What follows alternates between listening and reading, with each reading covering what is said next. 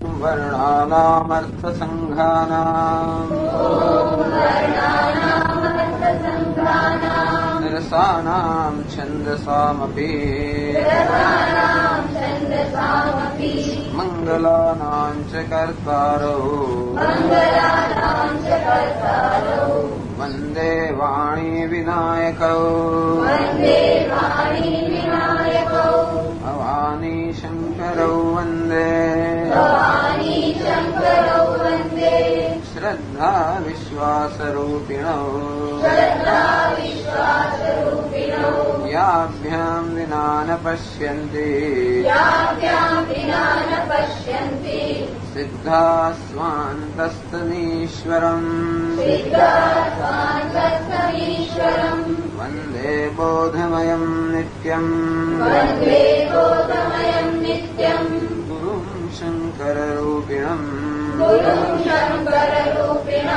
યમાશ્રિતો હિ વક્રોપી ચંદ્રઃ સર્વત્ર વંદ્યતે સીતારામ ગુણગ્રામ પુણ્યારણ્ય વિહારિણૌ વંદે વિશુદ્ધ વિજ્ઞાનૌ કવીશ્વર કપીશ્વરૌ ઉદ્ભવસ્થિતિ સંહાર કારિણીં ક્લેશહારિણીં સર્વશ્રેયસ્કરીં સીતાં નતોऽહં રામવલ્લભા યન્માયાવશવર્તિ વિશ્વમખિલં બ્રહ્માદિદેવાસુરાઃ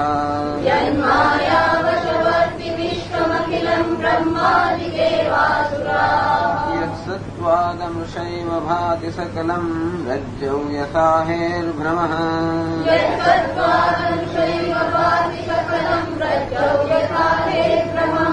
यत्पादप्लव एक एव हि भवाम्भोधे स्थितिशावताम्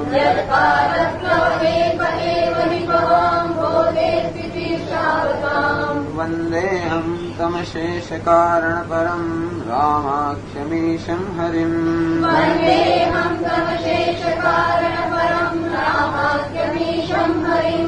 नानापुराणनिगमागमसम्मतं यत्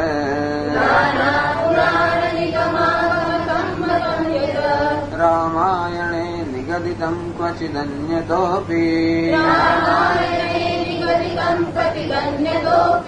स्वान्तः सुखाय तुलसी रघुनाथगाथा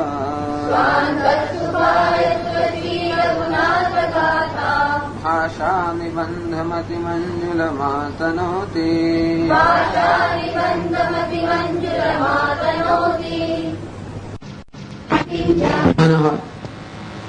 અને એટલા માટે પહેલા શિવજી કથાનો પ્રારંભ કરતા પહેલા એ વસ્તુ જરૂરી સમજે છે કે મનની અંદર જે ભ્રમ અને સંશય જે છે એ મટી જવા જોઈએ પાર્વતીજીના હૃદયમાં અથવા જે કોઈ શ્રોતા હોય એના હૃદયમાં, અને તો જ કથાનું શ્રવણ ખરેખર ફળદાયી બને.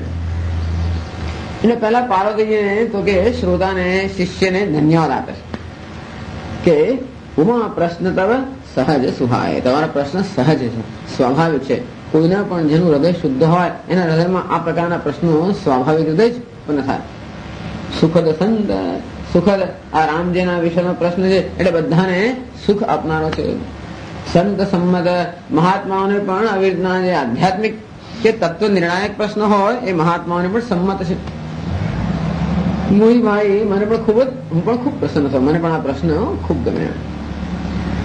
અને છતાં પણ એટલે આ એક પદ્ધતિ છે, વક્તૃત્વ કળાની એક પદ્ધતિ છે, અથવા તો આ એક સામાન્ય તો કે શું કહેવાય ને આવી જાતની એક પ્રથા છે કે પેલા અભયમ દદ્યાત, પેલા એને તેના મનને પેલા શું કર્યું, એને શાંત કર્યું, ધન્યવાદ આપ્યા. હવે પરંતુ સાથે સાથે ધન્યવાદ આપ કરો તમે શ્રોતાઓને તો પણ ફૂલીને ફાળકો થઈ જાય તો શું થાય કે મગજ પછી થઈ જાય. તો સદન ડરાવ્યા જ કરો કે તમે તો આવા છો ને આમ છો ને તેમ છો, તો પેલા લોકો ભયમાં કાંપતા જાય એમ છે, તો પણ સમજાય નહીં. આ બંને પરિસ્થિતિ યોગ્ય નથી. સતત તમે એમને ઊંચે ચડાવ્યા કરો તોય શું થાય કે વાસ્તવિકતાથી દૂર થઈ જાય, અને સતત તમે એને કન્ડેમ કર્યા કરો, એટલે સતત એમને દોષ જ દીધા કરો તો પણ એ લોકો સમજે નહીં, સાંભળે ખરા, પ્રણામ કરે, થથરે, બધું કરે, પણ કોઈ કશું જ્ઞાન પ્રાપ્ત ના કરે. આ બંનેનો અંદર એક પ્રકારનો વિવેક હોવો જોઈએ. તો શિવજીએ બતાવ્યા છે. પહેલા એને ધન્યવાદ આપે. પ્રશ્ન ખૂબ સુંદર છે, પરંતુ સાથે પણ બતાવે છે કે એક જગ્યાએ કઈ ત્રુટિ છે. એક વાત નહીં મોહી સુહાની જદપી મોહવશ કહે ભવાની. ભવાની આપણે મોહવશ એટલે કે આપણે ખરેખર કોઈ જાણી જોઈને આવું નથી કહ્યું, મોહમાં આવી જઈને જ કહ્યું છે, અથવા કહ્યું કે મને મોહ છે માટે આ પ્રશ્ન પૂછું છું, એમ કરીને પણ જે આ પ્રશ્ન પૂછ્યો આ વસ્તુ મને જરા એમ ન ગમી, આ પ્રકારનો પ્રશ્ન કે આ પ્રકારનો સંશય જે તમારા મનમાં છે એ મને જરાય ગમ્યું નહીં. એટલે બહુ એમ તો બહુ ભયંકર ગુસ્સો છે, તો બહુ સાદા શબ્દોમાં સમજ આમ એટલે એકદમ શું કહે માઇલ્ડ ટોનમાં ભગવાન શિવજી રજૂ કરે છે. તુમ જો કહા રામ કો આના જેહી શ્રુતિ ગાવ ધરહી મુનિ ધ્યાન. શ્રુતિ જેને ગુણગાન કરે છે અને મુનિઓ સતત જેનું ધ્યાન કરે છે એ રામ, એ જ આ નૃપતિના સુત દશરથના પુત્ર કે કોઈ બીજા આવો જે પ્રશ્ન કર્યો આ વસ્તુ મને જરાય ન ગમી. રામજીના વિષયમાં તમે સંશય કર્યો. સંશયાત્મા વિનશ્યતિ એટલે કે રામજીની કથા આપણે સાંભળીએ ત્યારે પણ મનની અંદર આ સંશય હોય કે આ તો કઈ પરમ બ્રહ્મ હોતા હશે, તો એ માણસની એક મનુષ્યની કથા થઈ જાય, તો પછી એક ઇતિહાસ થઈ જાય, અને એ કથાનું જે ખરેખર તત્વ છે કે જે જ્ઞાન પ્રાપ્ત થવું જોઈએ એ જ્ઞાન તો પ્રાપ્ત થાય નહીં. સંશયાત્મા વિનશ્યતિ, અને સતત મન સંશય કર્યા કરે, સતત પ્રશ્ન કર્યા કરે, સતત મનમાં ડિસમિસ કર્યા કરે, નહીં આ તો ના હોય, આવું તો હોતું હશે, આવું ચાલતું હશે વગેરે વગેરે. એટલે જે વસ્તુ પોતાને અનુકૂળ ન હોય, ન ગમતું હોય, બધું મન હંમેશા નિષેધ કર્યા જ કરતું હોય, ત્યારે મન ક્યારેય પણ કંઈ પણ શીખી ન શકે. સંશયાત્મા વિનશ્યતિ, પોતાનો જ વિનાશ ન કરે. અને એટલા માટે આ જે સંશય તમે રજૂ કર્યો એવો સંશય તમારા હૃદયમાં છે એ જાણીને મને ખરેખર દુઃખ થાય છે, અને કેટલું દુઃખ થાય છે એમનું બળાપો હવે કાઢે છે. એટલે પાર્વતીને ઉદ્દેશીને કહે છે કે સામાન્ય લોકોને ઉદ્દેશીને કહે છે, પણ આવો સંશય જ્યાં થયો કહી સુનહી અધમ નરા. ગ્રસે તમે અધમ છો કઈ નથી કહેતા, આ નર અધમ છે. ગ્રસે જે મોહ પિશાચ પાખંડી હરિપદ વિમુખ જાનહી જૂઠ ન સાચ. આવ્યો તો કહે કોણ? આવો સંશય કોણ પ્રગટ કરે? આ વિશે સાંભળે કોણ અને કહે પણ કોણ? તો કે આવા લોકો કે કોણ છે? અધમ નર, જે અધમ હોય. અધમ એટલે જેના જીવનનો ધર્મ ના હોય, નામ અધમ એટલે અધર્મ. ગ્રહે જે મોહ પિશાચ, જેની બુદ્ધિ મોહ નામના પિશાચથી ગ્રસ્ત થઈ ગયો, બુદ્ધિમાં અવિવેક, મોહ એટલે અવિવેક, બુદ્ધિમાં અવિવેક છે. ઇન્દ્રિયની અંદર ધર્મ એટલે કર્મ નથી. પાખંડી હરિપદ વિમુખ, હરિપદ વિમુખ જેના હૃદયની અંદર હરિ એટલે ભગવાનની ભક્તિ નથી, હૃદયમાં ભગવાનની ભક્તિ નથી, બુદ્ધિમાં વિવેક નથી, આચરણમાં ધર્મ નથી, આવા લોકો. અને એટલે કેવા હોય? ધર્મ તો કેવા? પાખંડી. પાખંડી એટલે હોય કંઈક કરે, કંઈક લોકોનો છેતરપિંડી વગેરેનો ધંધો અંદર હોય, કંઈક ને બતાવે કંઈક. જ્યાં નહીં જૂઠ ને સાચ, જૂઠ અને સાચાનો એટલે સત્ય અને અસત્યનો, સત્ય અને મિથ્યાનો જેને કોઈ વિવેક નથી એવા લોકો જ આ પ્રકારનો પ્રશ્ન, આ પ્રકારનો સંશય પ્રગટ કરે. એ લોકો જ આવું કે અને આવું સાંભળે, બીજા કોઈ નહીં. ટૂંકમાં કોને આવો સંશય થાય? તો કે આવે છે જે લોકો હરિપદથી ભગવાનની ભક્તિ નથી, જે લોકોના જીવનમાં ધર્મ નથી, જે લોકોના મન બુદ્ધિમાં વિવેક નથી, એવા લોકોને જ આવો સંશય થાય, બાકી કોઈને સંશય થવો ન જોઈએ. આગળ કહે છે એટલે આ વસ્તુ એટલે ટૂંકમાં કોણ અધિકારી નથી એનું વર્ણન કરે છે, જેથી આ બધા એ રીતે બધાને ધન્યવાદ આપે છે. જે એના શ્રોતાઓ છે એને ધન્યવાદ આપે છે કે કેવા નથી.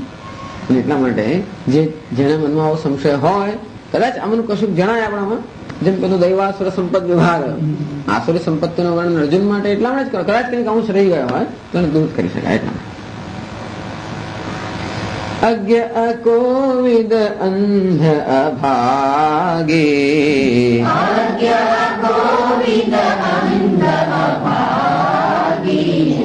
ખાય વિષય મુખુર મન લાગે,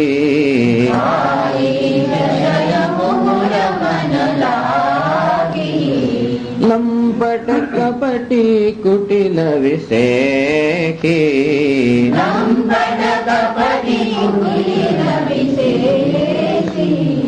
सपने हूँ संत सभा नहीं देखी, सपने हूँ संत सभा नहीं देखी। આ કેવા લોકો છે? હરિપદ વિમુખ લોકો કેવા છે? અજ્ઞાની. આ કોવિદ. કોવિદ એટલે જે વેદનો જાણકાર છે, શાસ્ત્રનો જાણકાર, નામ કોવિદ. આ કોવિદ એટલે જેનો પાંડિત્ય નથી, વિદ્વત્તા નથી, શાસ્ત્રનો પરિચય નથી, શાસ્ત્રનું જ્ઞાન નથી, અંધ, જે કઈ જેને સૂઝ નથી, જે કઈ જોઈ શકતો નથી, અભાગ, એ ખરેખર જેનું ભાગ્ય ફૂટી ગયું છે. તો આવા લોકો એટલે અન્નમ આવો બધો સંશય હોય. અજ્ઞાની એટલે જેને જીવનમાં મૂળભૂત વિવેક નથી. એનું નામ આમ તો અજ્ઞાની એટલે બધા જ અજ્ઞાની હોય છે, પણ આમાં અજ્ઞાની અંદર પણ વધારે પડતો અજ્ઞાની એટલે કે જે વેદને કે શ્રુતિને સંમતિ આપતો નથી. આ કોવિદ એટલે કે વેદનું કદાચ એને જ્ઞાન હોય તો પણ એનું અર્થઘટન એવું ઉલટા સુલટા પ્રકારનું હોય કે વેદના વાક્યોમાં જેને શ્રદ્ધા, શાસ્ત્રના વાક્યોમાં કે વચનમાં જેને શ્રદ્ધા નથી. અંધ છે. અંધ કારણ કે આંખો તો અંધ કરતા હે, એનું મન અંધ છે, કારણ કે જે સત્ય છે એના દર્શન કરી શકતો નથી. અભાગી, અને એને લઈને જે તક એને મળી છે, ટૂંકમાં મનુષ્ય દેહ જે પ્રાપ્ત થયો હોય અને મનુષ્ય દેહનો જે ખરેખર શ્રેષ્ઠ ઉપયોગ થવો જોઈએ એને બદલે એને વેડફી નાખવામાં છે, એટલે અભાગી. કાઈ વિષય મુકુરો મન લાગી. આ મુકુરો મનનું મુકુર એટલે મનનું જે દર્પણ છે એમ પણ કાઈ એટલે કે રજ, આ વિષય રૂપી રજ લાગી ગઈ છે. વિષય એટલે કે વિષય આકર્ષણ કે વિષય વાસના, ભોગ વાસના રૂપી જે રજકણ છે અથવા તો જે મળ છે એ એમના અંતઃકરણ રૂપી અરીસા પર લાગી ગયો છે, અને એટલા માટે એમને કોઈ સ્પષ્ટ દર્શન થતા નથી. લંપટ કપટી કુટિલ વિષયકી. એ લોકો લંપટ છે એટલે કે વિષયોની અંદર કપટી, અંદર કંઈક હોય ને બહાર કંઈક બીજું વિશેષ કરે પાછા. કુટિલ છે, લંપટ છે, કપટી છે. કુટિલ એટલે વક્રતા, કોઈ દરો સીધું કશું નીકળે જ નહીં.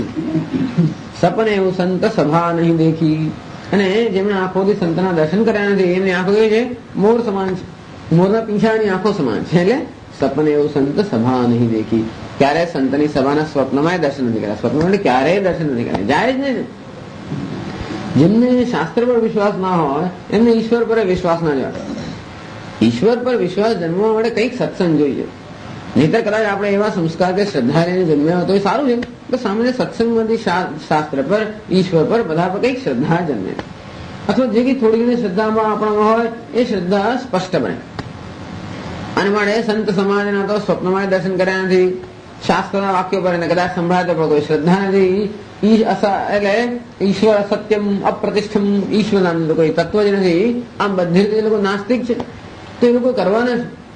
લંપટ કપટી, કારણ કે એટલી વિષયો પ્રત્યેનું આકર્ષણ છે અને એને વિશ્વના એટલા પ્રભાવમાં છે કે આ વસ્તુ એમના પર કોઈ પ્રભાવ પાડી શકતી જ નથી. અને એટલા માટે વિષયોની પાછળ દોડતા હોય તો લંપટ કપટી કુટિલે બનવું જ પડે. વિષયો તો મફત મળતા જ નથી. માયા વસ્તુ એવી છે ને કે કોઈ દિવસ એમને સીધે સીધું તો મળે જ નહીં. લોકો સ્વામીજી આ દુનિયાની અંદર તો જ્યાં સુધી આપણે કઈ ન કરીએ, અધર્મ લાંચ રૂસો ત્યાં ના જ મળે, કશું ના મળે. માયા વસ્તુ એવી છે કે એમને મળે જ નહીં. અને એટલા માટે જેમ જેમ એની પાછળ દોડીએ તેમ તેમ આ લંપટ જેમ જેમ વધારે બનીએ એમ કપટ કરવું પડે. કારણ માયા સતત કપટ કરતી હોય એટલે આપણે એથી વધારે કપટ કરવું પડે. અને કુટિલા જ્યાં બધે કુટિલતા એવી જ જગ્યાએ એમનો હાથ પડે. ટૂંકમાં સપને એવું સંત સભા, એટલે આ બધા અભાગી લોકોનું વર્ણન કરે છે. આપણને કે બહુ રસ નથી આ બધા, પણ એટલે શિવજી આનો બળાપો પ્રગટ કરે છે કે આવી જાતની અશ્રદ્ધા કે સંશય તો આવા લોકોને જ હોય. આવી ગયા છે કહિત વેદ અસંમત વાણી,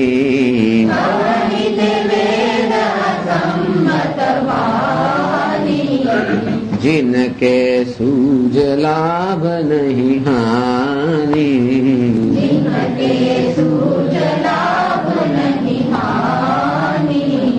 मुकुर मलिन अरु नयन विहीना,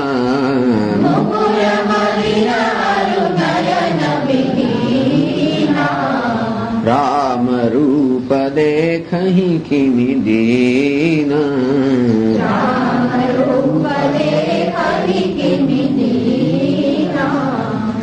ટૂંકમાં રામજીના ચરિત્રને જોઈને જે જાત જાતના નિર્ણય બાંધે એમને માટેની વાત છે. એટલે રામાયણ આપણે સાંભળીએ ખરા, રામ કથા કદાચ શ્રવણ કરીએ કે વાંચીએ ગમે તે, અને એમને માત્ર સામાન્ય મનુષ્ય માની લઈએ એમને સ્ત્રી લંપટ માની લઈએ, એમને કામી માની લઈએ, એમને ક્રોધી માની લઈએ, તો આ બધા સંશયો ઉભા થાય કે આ કેવું તો ભગવાન હોય, પરમ બ્રહ્મ હોય. એટલે હંમેશા પોતાના હૃદયમાં જેવું હોય એવું દર્શન બીજે થતું હોય છે. એટલે લંપટ, કુટિલ, આ કપટી આવું બધું કહે છે, કારણ કે એવું જ બધું દેખાય આપણને. પણ કહા તે વેદ અસંમત વાણી, વેદમાં ચોખ્ખે ચોખ્ખું કહ્યું છે. વેદ એટલે કે ઘણા રામજીને લગતા પણ ઉપનિષદો છે. તો અહીંયા લખે છે ચિન્મયેસ્મિન મહાવિષ્ણુ જાતે દાશરથે હરૌ રઘો કુલે ખિલમ્રાતિ રાજદેયો મહી સ્થિત. અસ્મિન મહાવિષ્ણુ ચિન્મયે દાશરથે હરૌ જાતે. આ ચિન્મય એટલે કે ચિત્ત સ્વરૂપ, જ્ઞાન સ્વરૂપ મહાવિષ્ણુ જે દશરથના પુત્રના રૂપમાં જન્મ્યા. રઘો કુલે અખિલમ્રાતિ, તો કે શોભી રહ્યા છે રાજદેયો મહી સ્થિત. તું જ પરમ બ્રહ્મ, તું જાણે દશરથ નંદન તરીકે એનો અવતાર ગ્રહણ કર્યો અને મહીની અંદર, પૃથ્વીની અંદર શોભી રહ્યા છે. રામ એવ પરમ બ્રહ્મ, રામ એવ પરમ તપ, રામ એવ પરમ તત્વમ, શ્રી રામો બ્રહ્મના પરમ. તો કહે આ રામ જ પરમ તત્વ છે, રામ જ પરમ બ્રહ્મ છે. રામત્વમ પરમાત્માસી સચ્ચિદાનંદ વિગ્રહ, ઇદાનીમ ત્વામ રઘુશ્રેષ્ઠ પ્રણમામિ મુહુર્મુહુ. ટૂંકમાં રામ રહસ્યોપનિષદ, રામ તાપનીય, બધા મુક્તિકોપનિષદ, આવો ઉપનિષદ અંદર તો રામજી વિશે આવું જાતનું વર્ણન છે. એ કશું એ લોકો માનતા નથી કે આ તો કઈ ઉપનિષદ ના કહેવા, તો આ શાસ્ત્ર ના કહેવા, એમ કરીને વેદની જે સંમત વાણી છે એનો પણ અસ્વીકાર કરે. જેને કે સૂજ લાભ નહીં હાનિ, આમ આવી રીતે વેદમાં કે શાસ્ત્રમાં જે કહેવામાં આવ્યું છે એનો તિરસ્કાર કરવાથી પોતાને કેટલો ગેરલાભ થાય એની એમને કલ્પના નથી. ટૂંકમાં આ બધી વસ્તુઓ મનુષ્યના કલ્યાણ માટે છે. અને કારણ કે પોતાની દ્રષ્ટિથી કે પોતાની બુદ્ધિનું જીવનનું રહસ્ય ક્યારેય પામી શકે એમ છે જ નહીં. એટલે શાસ્ત્રે મનુષ્યને દ્રષ્ટિ પ્રદાન કરે છે કે જીવનનું રહસ્ય શું છે, અને તો એ દ્રષ્ટિ આપણે પ્રાપ્ત થાય તો જે આપણને તક મળી છે, જે બુદ્ધિ ભગવાન આપી છે, મનુષ્ય દેહ આપેલો છે, એ બધાનો આપણે યોગ્ય ઉપયોગ કરીને લાભ અને હાનિ કી કછું એહી સમજગ ભાઈ, ભજીએ ન રામ હિ નર તનુપાઈ. આ લોકો તો એમ જ કહે છે કે નર શરીર પ્રાપ્ત કરીને રામજીને એટલે ભગવાને જે ના ભજે એનાથી મોટી હાનિ કોઈ નથી. મહતી વિનષ્ટિ અથ ચેત અવેદિત અથ સત્યમસ્તિ, ન ચેત ઇહ અવેદિત મહતી વિનષ્ટિ. તો કે આ જન્મ પ્રાપ્ત કરીને જો આ સત્ય પ્રાપ્ત કર્યું તો જીવન સત્ય છે, ન પ્રાપ્ત કર્યું તો મહાન વિનાશ છે. લાભ એ કછું હરી ભગતિ સમાના. આ જીવનમાં સર્વશ્રેષ્ઠ લાભ હોય તો ભગવાનની ભક્તિ, એટલે કે એમના પ્રત્યે પ્રેમ, જ્ઞાનની ઈચ્છા, જિજ્ઞાસા. એવું ન હોય તો ખરેખર આ દેહ વ્યર્થ. એટલે કે જે કઈ કર્મ કરતા હોય, ઉપાસના કરતા હોય, સેવા કરતા હોય, બધાનું પરિણામ છોડે આમાં આવવું જોઈએ. જેનું કર્મ કર્મ કર્મ કર્મ રહી જતું હોય અને કશો ધારો કે ઈશ્વરોને પ્રેમ પ્રગટ, કર્મ એના માટે જ છે જેથી લીલા જોઈ શકાય. ખાલી કર્મ એટલે જડ વસ્તુ નથી. કર્મ કરતા કરતા માણસ ભગવાનની વિભૂતિ જોઈ શકે. આ કેવું થાય છે દરેક ખબર હું કઈ કરતો નથી, એની જાતે કેવું થયું એમ કરીને આપણી દ્રષ્ટિ વિશાળ, ભગવાનની જે વિભૂતિ છે એના દર્શન થાય એના માટે આ કર્મ છે. કર્મ માણસ અંદર જ્યોતિ રાખવા મળે, જોશે સર્વકર્માણી. વિદ્વાન લોકોને જોતરવાનો હેતુ જેવો હોય છે કે કંઈક દેખાય એમ. એટલે ટૂંકમાં બધા કર્મનો, ઉપાસના બધાનો હેતુ એક જ હોય છે કે ઈશ્વરની જે વિભૂતિ છે એના દર્શન થાય, અને તો એના પ્રત્યે એની વિભૂતિના દર્શન થાય, એના પ્રત્યે સ્નેહ જન્મે, બીજે બીજી જગ્યાએ સ્નેહ ઓછો થાય, અને એમ કરીને એની ભક્તિ જે છે દ્રઢ બને, અને તો પછી એની જિજ્ઞાસા ઉત્પન્ન થાય, અને તો એ માટેના સર્વ પ્રયત્ન થાય. એને માટે આવું છે. એ બધું ન થાય અને ખાવા પીવામાં કરવામાં એમાં જો સમય જતો રહેવાનો થાય તો કે પોતાનો લાભ અને હાનિ શું છે એને ખબર નથી. મુકુર મલિનારું નયન વિહીના, એક તો એમનો જે અંતઃકરણ જે છે આ વિષય વાસનાથી મલિન થઈ ગયું છે. નયન વિહીના, બુદ્ધિમાં વિવેકરૂપી નયન નથી. આપણું હૃદય જયારે વાસનાથી તો મલિન થઈ ગયું હોય ત્યારે બધી વસ્તુ આપણે એવી જ દેખાય, આપણે દ્રષ્ટિ પણ વિકૃત થઈ જાય. અને વાસનામાં દ્રષ્ટિ કેવી હોય? વિકૃત દ્રષ્ટિ, એટલે જે સામે હોય એ ના દેખાય. નયન વિહીના એટલે ઈશ્વર સર્વત્ર પ્રતિનિધિ જેની થાય છે. નયન વિહીના, પરંતુ ક્યારેય પણ એની દ્રષ્ટિમાં આવી ન શકે. રામ રૂપ દેખહી કિમી, કયા દિવસ એને વળી રામ એટલે પરમ બ્રહ્મ, સર્વમ ખલુદમ બ્રહ્મ વાસુદેવ સર્વમ, આ ભગવાન દેખાતો ના હોય ત્યારે સર્વના અધિષ્ઠાન રૂપ જે નિર્ગુણ કે નિરાકાર છે એના દર્શન તો કોઈ પ્રશ્ન જ કેવા ઉપસ્થિત થાય છે. પછી આગળ કહે છે जिनके अगुण न सगुण विवेका, जिनके अगुण न सगुण विवेका, जल्प ही कल्पित वचन अनेका, जल्प ही कल्पित वचन अनेका, બસ જગત ભ્રમાહી, હરિ માયા બસ જગત ભ્રમાહી, તિનહિ કહત કछु અઘટિત નાહી, તિનહિ કહત કछु અઘટિત નાહી. जिनके अगुण न सगुण विवेका, આ અગુણ અને સગુણ એની આગળ ચર્ચા આવશે. નિર્ગુણ અને સગુણ બ્રહ્મનો જેનો વિવેક નથી, એટલે કે જે સગુણ બ્રહ્મ છે એ નિર્ગુણ જ છે, એટલે કે નિર્ગુણનો જ માત્ર આભાસ માત્ર સગુણ છે અદ્વૈત વેદાંતની દ્રષ્ટિએ, અથવા બીજી પણ થોડીક વાતો ન કરી, પણ ટૂંકમાં નિર્ગુણ જે સગુણ છે એ નિર્ગુણથી ક્યારેય પણ ભિન્નતું નથી. એવી જાતનો જેનામાં વિવેક નથી એને લઈને સગુણને જે મર્યાદિત માની લે, માત્ર એક જ રૂપની અંદર મર્યાદિત માની લે, એનાથી પરિચ્છિન્ન માની લે અને એવી જ રીતે એને જીવ માની લે, એ જાતનો વિવેક નથી. ટૂંકમાં અવતારનું જેને જ્ઞાન નથી કે આ તો અવતાર છે અને માટે જીવ નથી, અને માટે એ જે કર્મ કરે એને લીલા કહેવાય. પેલો જીવ હોય બધું કર્મ વશાત કરતો હોય, આ પ્રકારનો નિર્ગુણ અને સગુણ આ અવતાર વસ્તુ, એના માટે આ બધી એ સમજવા માટે અવતાર વસ્તુ આપણે સમજી લઈએ કે પરમ બ્રહ્મ પણ અવતાર ધારણ કરે, અને એ ન સમજી શકીએ આપણે તો કોઈ જીવન સમજાય જ નહીં, અને અવતાર ધારણ ના કરે તો ક્યારે એટલે એનું જ્ઞાન થાય પણ નહીં. અને એટલા માટે તો એ જ પરમ બ્રહ્મ જેનામાં આમ તો કોઈ રીતે શક્યતા જ નથી કોઈ પ્રકારનું રૂપ કે નામ ધારણ કરવાની, અને છતાંય પણ જે નામ રૂપ ધારણ કરીને એક રૂપ વિશેષની અંદર અભિવ્યક્ત થાય છે. એવા રામ કે કૃષ્ણ આજે ઈશ્વરના અવતારો છે, એ વાસ્તવમાં ઈશ્વર એટલે સળ ઐશ્વર્ય સંપન્ન છે, એનામાં કોઈ પ્રકારના ઈશ્વરનો કે કોઈ પ્રકારની શક્તિનો લોપ થતો નથી. એટલે એ વસ્તુનો જેને વિવેક નથી એ લોકો એમ માની લે કે આ તો કોઈ સામાન્ય મનુષ્ય જ છે. જલ્પહિ કલ્પિત વચન અનેકાન, પછી રામાયણ લોકો જોઈએ કે આ રામજી સીતાને શું કહ્યું, સ્ત્રીનો કેવો અન્યાય કર્યો, ફલાણાને કેવો અન્યાય કર્યો, મા બાપને શું કહ્યું, એમ કરતા કરતા એમની કે જલ્પિત જલ્પહિ કલ્પિત વચન અનેકા, એક અનેક પ્રકારના વચનો કલ્પિત એટલે શું, જેમ મનમાં કલ્પના આવે. જલ્પહિ એટલે શું, માત્ર જલ્પ એટલે કોઈ અર્થહીન માત્ર વાદ કર્યા કરતા, અર્થહીન જેની વાણી હોય અને મનમાં જેમ ફાવે એમ લોકો બક્યા કરતા હોય, જેનો બકવાસ કરો. જલ્પ એટલે શું, માત્ર બકવાસ. સમોળાવાળા વિદ્વાન કહેવાતા વિદ્વાન લોકો પણ જેમને આ વિવેક નથી, જે લોકો માને કે રામાયણ એટલે કોઈ ઇતિહાસનો ગ્રંથ છે અને એટલા માટે ભૂગોળમાં આ જગ્યા ક્યાં આવ્યું, ઇતિહાસમાં સ્થાન ક્યાં આવ્યું, આ શું થયું, એવી એ જ રીતે જે લોકોને તપાસ કે રામ નામનો કોઈ વ્યક્તિ ક્યારે થઈ ગયા, કેટલા વર્ષો પહેલા થઈ ગયા અને ક્યારે શું કર્યું, એવું બધું આપણને એવો કોઈ વિચાર જ મળતો નથી આવ્યો કે આમની વ્યક્તિ કોણ છે ને ભાઈ વૃંદાવનમાં કયા ઝાડ પર કૃષ્ણ ચડ્યા, મને કોઈ રસ એ કઈ છે ને ઝાડ પર ચડાવવાનું શું છે. એટલે એનો અર્થ એ કે આપણે સામાન્ય વસ્તુમાં એ સ્તર પર લાવી દેતા હોઈએ કે આ જ વસ્તુને વૃંદાવન કહેવી, એ બહુ મુશ્કેલ છે આપણા માટે. અને એટલા માટે અગુણ અને સગુણ, આ ઝાડ નીચે ભગવાન ઉભા રહીને અહીંયા રડ્યા હતા, અહીંયા આમ નૃત્ય કર્યું, એમ કે પંડાઓ ને આપણે જઈને ચોથા નાસો રડીને કે આમ એમ પાછા, એ નો સ્ટુપિડ. એટલે એક અવતાર કોને કહેવાય, એને એવી કોઈ એક સામાન્ય સ્તર પર માત્ર એને મર્યાદિત કરી નાખવામાં આવે. હા બધી એટલે લીલાઓ જે ભગવાનની છે એ બધું ચિંતન કરવા માટે છે, એનો રસાસ્વાદ લેવા માટે છે, એના સ્વરૂપનું જ્ઞાન પ્રાપ્ત કરવા માટે છે. પણ એ વસ્તુને અત્યંત સ્થૂળ સ્તર પર ઉતારીને આપણે બધું એમ જ માને કે આ ભગવાનનું જ પગલું છે, અહીંયા આ રેતી છે ને આ છે ને તે છે. એટલે કદાચ વેદાંતિ લોકોનું જે શ્રદ્ધા કે પ્રેમ અમુક હદથી અટકી જતો હશે ગમે તો, પણ એમાં અંધશ્રદ્ધા એટલે કાં તો પેલા લોકો એક બંને એક્સ્ટ્રીમ પરના લોકો, એક ના માને તો કશું ના માને અને માને કે એક વસ્તુ એવી તો માને કે બંને લોકો છેવટે આ ઈશ્વરને મનુષ્ય કોટી પર ઉતારી મૂકતા. જે નથી માનતા એ લોકો એ મનુષ્ય જે માટે નહીં માનતા અને માને છે એટલા માટે કે મારો દીકરો છે, મારું આમ છે, એટલા માટે માને છે.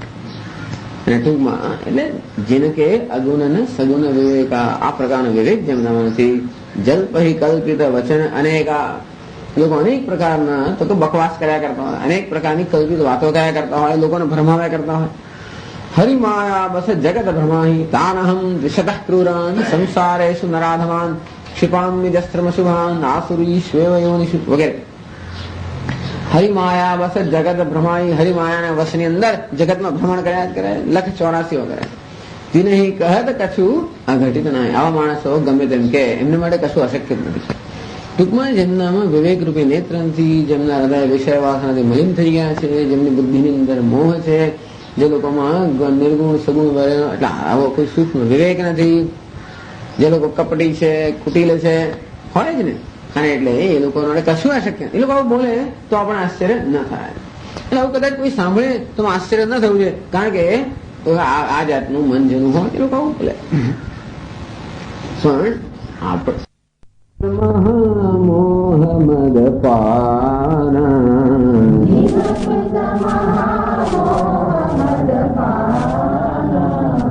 તિન કર કહા કરીય નહીં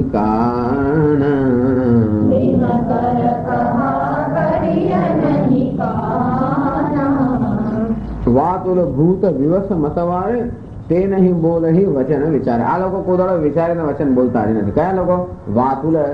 વાતુલ એટલે જેને વાત એટલે વાયુનો કઈ રોગ થયો, સન્નિપાત થઈ ગયો હોય એને વાતુલ. વાતુલ જેમ બળબડ કરતા હોય, સન્નિપાત થઈ ગયો, ગાંઠ પણ આવી ગયો, એને વાતુલ કહેવામાં આવે છે. એ લોકો શું બોલે એમાં કોઈ જાતનો વિચાર હોય નહીં, કારણ કે પેલો વાયુ એમને બોલાવતો હોય. વાયુ કે મગજ પર જે દબાણ લાવે એના પર બોલે. ભૂત વિવશ, જયારે ભૂત વળગ્યું હોય એ માણસો પોતે શું બોલે એમના બોલવાનું સ્વતંત્ર હોય. ભૂત અંદર બોલાવતો. ભૂત મતવાર. મતવાર એટલે મદિરામ એવા બધા કોઈ કેફી પીણાનું પાન કર્યું હોય એ લોકો બધા. આ ત્રણ માણસ અંદર વાયુ, બહારથી ભૂત અને આ કેફી. એટલે મતવાર એટલે એનું મગજ તો કે બેર મારી ગયું છે. આમ વાતુલ ભૂત વિવશ અને મતવારે આ ત્રણ લોકો જે બોલતા હોય તે નહીં બોલહી વચન વિચારે. એ લોકો જે બોલે એમાં કોઈ દિવસ કઈ વાતનો વિવેક હોતો નથી. જીને કૃત મોહ મહામોહ મદપાના. હવે આવો અમે ક્યાં મદિરા પીએ છીએ? તો કે એવું નથી. મહામોહ મદપાના, આ મહામોહ રૂપી જે મદ કે મદિરા છે એનું જેને પાન કર્યું છે એ જગતમાં આવું જ બોલતા હોય છે. આમ તો બધા અજ્ઞાની જન્મ્યા છે, પણ અજ્ઞાનમાં પણ મોહ, અને એમાં પછી વળી મહામોહ. કારણ કે વિષયો જે અત્યંત અસત્ય છે એની અંદર સત્યતા આપવી, એમાં આટલું બધું આકર્ષણ હોવું, એને જ માટે જીવન પોતાનું સમર્પિત કરે એનો મહામોહ. એ મહામોહ રૂપી વિષયના વાસના રૂપી મદિરાનું જેને પાન કર્યું છે તેને કરે કાંઈ ને ક્યારે આ રામજી પર કે ઈશ્વર પર પ્રેમ જન્મે નહીં. એમને એમાં ક્યારે રસે ના પડે, એમને એમાં કશું કઈ હરક જેવું થાય પણ નહીં, એમને કઈ અસર જ ના થાય. એટલે કે છે મહામોહ મદપાના, કારણ કે બીજી વસ્તુની અસર થયેલી છે. તેને કરે કહા કરીએ નહીં કાના. એમનું કેવું ક્યારે પણ કાન પર ન લેવું. અહીંયા આગળ શિવજી બધાને સૂચના આપે છે. એટલે પાર્વતીજીને પણ કહે છે કે આવા જે લોકો છે એમાં ક્યારે આપની ગણતરી ના થવી જોઈએ.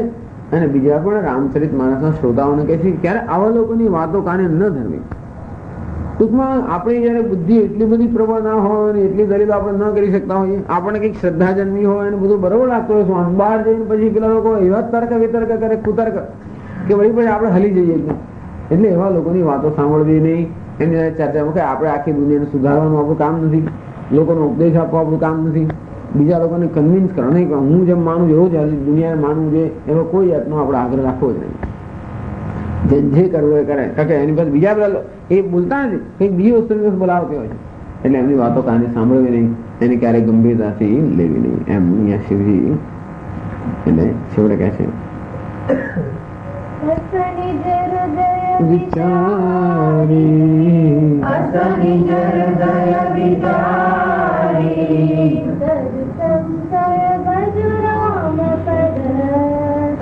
સંશય ભજુ રામ પદ સુનો ગિરિરાજ કુમારી, સુનો ગિરિરાજ કુમારી.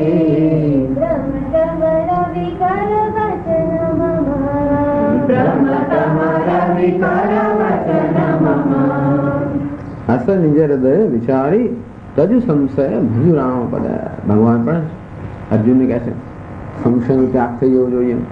સંશયાત્મા વિનશ્યતિ. આ સંશય હોય મનની અંદર તો કોઈ વસ્તુ મનમાં ઉતરે જ નહીં.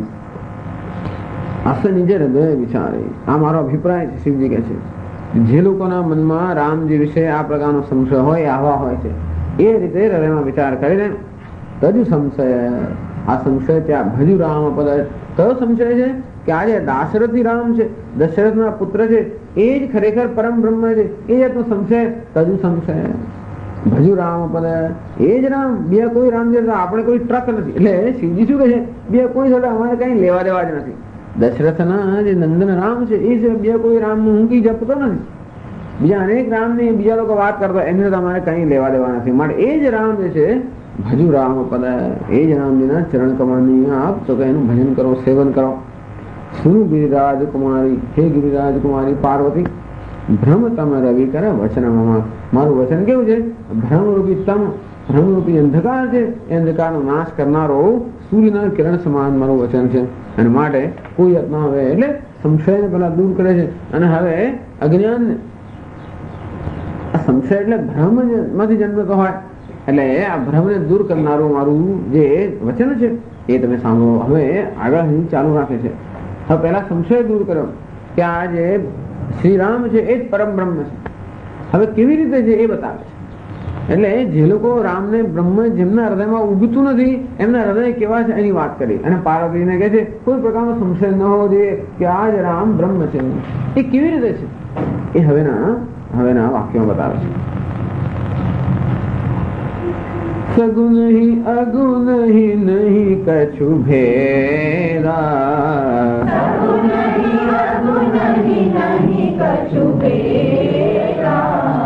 ગાવહી મુનિ પુરાણ બુધ વેરા,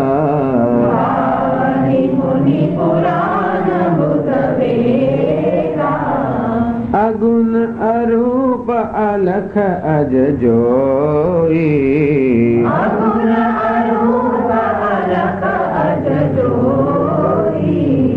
ભગત પ્રેમ બસ સગુણ સોહોઈ,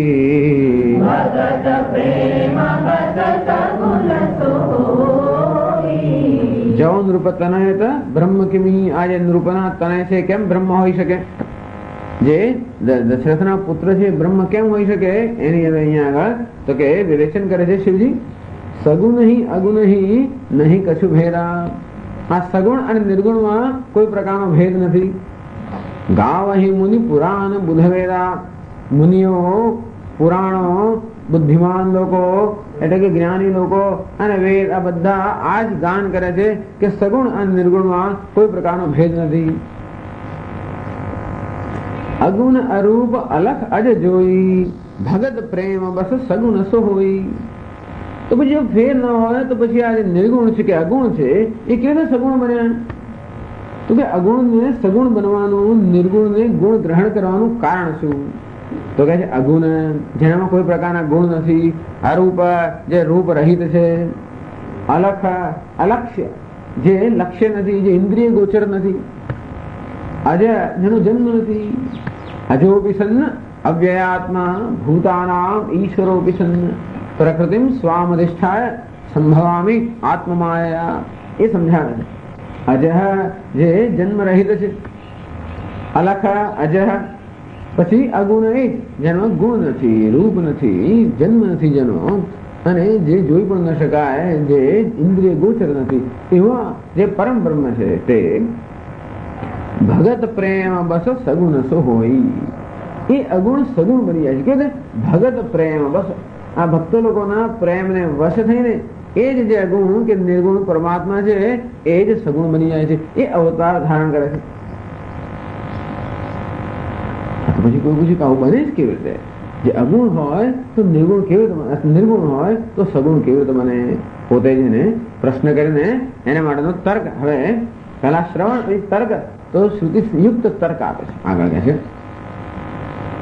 જો ગુણ રહિત સગુણ સોઈ કૈસે, જો ગુણ રહિત સગુણ સોઈ કૈસે, જલુ હિમ ઉપલ વિલગ નહીં જૈસે, જલુ હિમ ઉપલ વિલગ નહીં જૈસે, જાસુ નામ ભ્રમ તિમિર પતંગા, જાસુ નામ ભ્રમ તિમિર પતંગા, તેહી કિમિ કહિય વિમોહ પ્રસંગા, તેહી કિમિ કહિય વિમોહ પ્રસંગા. જો નૃપ તનય તો બ્રહ્મ કિમી. એ સમજાવે છે કે નૃપ તન જે છે, તનય છે એ કેવી રીતે બ્રહ્મ હોઈ શકે? કહ્યું કે બ્રહ્મ એટલે કે નિર્ગુણ અને નૃપના સુત એટલે સગુણ. એ નિર્ગુણ અને સગુણમાં કોઈ પ્રકારનો ભેદ નથી. એ નિર્ગુણ ભક્તના પ્રેમને વશ થઈને સગુણ એટલે કે અવતાર ધારણ કરે છે. તો પછી કે જો ગુણ રહિત સગુણ સોઈ કાંઈ છે, જે ગુણ રહિત છે એ સગુણ બન્યા કેવી રીતે? ક્યાંથી એમનામાં જે ગુણ ના હોય તો આવ્યા કેવી રીતે? તો આગળ કહ્યું ને કે નિર્ગુણ ને સગુણમાં કોઈ પ્રકારનો ભેદ નથી. એટલે શું ભેદ છે? અવસ્થા ભેદ છે. એટલે આ લોકોનો જે વિશિષ્ટ અદ્વૈતવાદ છે એ દ્રષ્ટિ કહે છે કે અવસ્થા ભેદ છે. એનું દ્રષ્ટાંત આવે છે, જલુ હિમ ઉપલ વિલગ નહીં જાય છે. આ જળ, જળ એટલે આપણું જળ. હિમ ઉપલ, હિમ ઉપલ એટલે કે પેલા એમાંથી જે કરા પડતા હોય છે ને, એટલે જળ અને બરફ જે હોય છે વિલગ નહીં જાય છે. એમાં શું ભેદ છે મને કહો? પાણીમાં અને બરફમાં શું ભેદ છે? પાણી કેવું કહી શકાય? નિર્ગુણ કહી શકાય, માત્ર એમાં દ્રવાત્મક એનો ગુણ છે. જ્યારે પેલો બરફ કેવો છે? કઠણ હોય છે. આ જે કાઠિન્યનો ગુણ હોય બરફનો, એમાં પછી રૂપ હોય છે. આમ બરફનો શું હોય છે? રૂ આકાર હોય છે. એમાં કાઠિન્યનો ગુણ એટલે કે સગુણ છે, સાકાર છે. જળ કેવું છે? નિરાકાર છે, એમાં કોઈ આકાર નથી, કાઠિન્ય વગેરેમાં કોઈ ગુણ નથી. તો કેવું પણ નિર્ગુણ કે નિરાકાર જળ? કેવી રીતે? કોઈ કારણસર. આ નિર્ગુણ નિરાકાર બ્રહ્મ જે કોઈ કારણસર સગુણ બને છે. શું કારણ મને કહ્યું? ભગત પ્રેમ. બસ આ ભક્તોના પ્રેમને વશ થઈને આ નિર્ગુણ નિરાકાર બ્રહ્મ સગુણ ને સાકાર બને છે. તેવી જ રીતે આ જે જળ જે છે કેવું છે? નિરાકાર છે, નિર્ગુણ છે, એ પણ કેવું બને છે? સાકાર ને સગુણ બને છે ને. તો કે શૈત્ય એટલે કે ઠંડી જે છે એના સંપર્કમાં એને વશ થઈને, ઠંડીને વશ થઈને જેવી રીતે જળ બરફ બની જાય છે. અને જે ગુણ જાણે કે એના નહોતા એ ગુણ પ્રગટ થાય છે ને. કઠિનાઈનો કોઈ ગુણ જળમાં નથી. અને તેવી રીતે અથવા તો આકાર પણ નથી જળની અંદર, એ પણ કેવું વ્યક્ત થાય છે.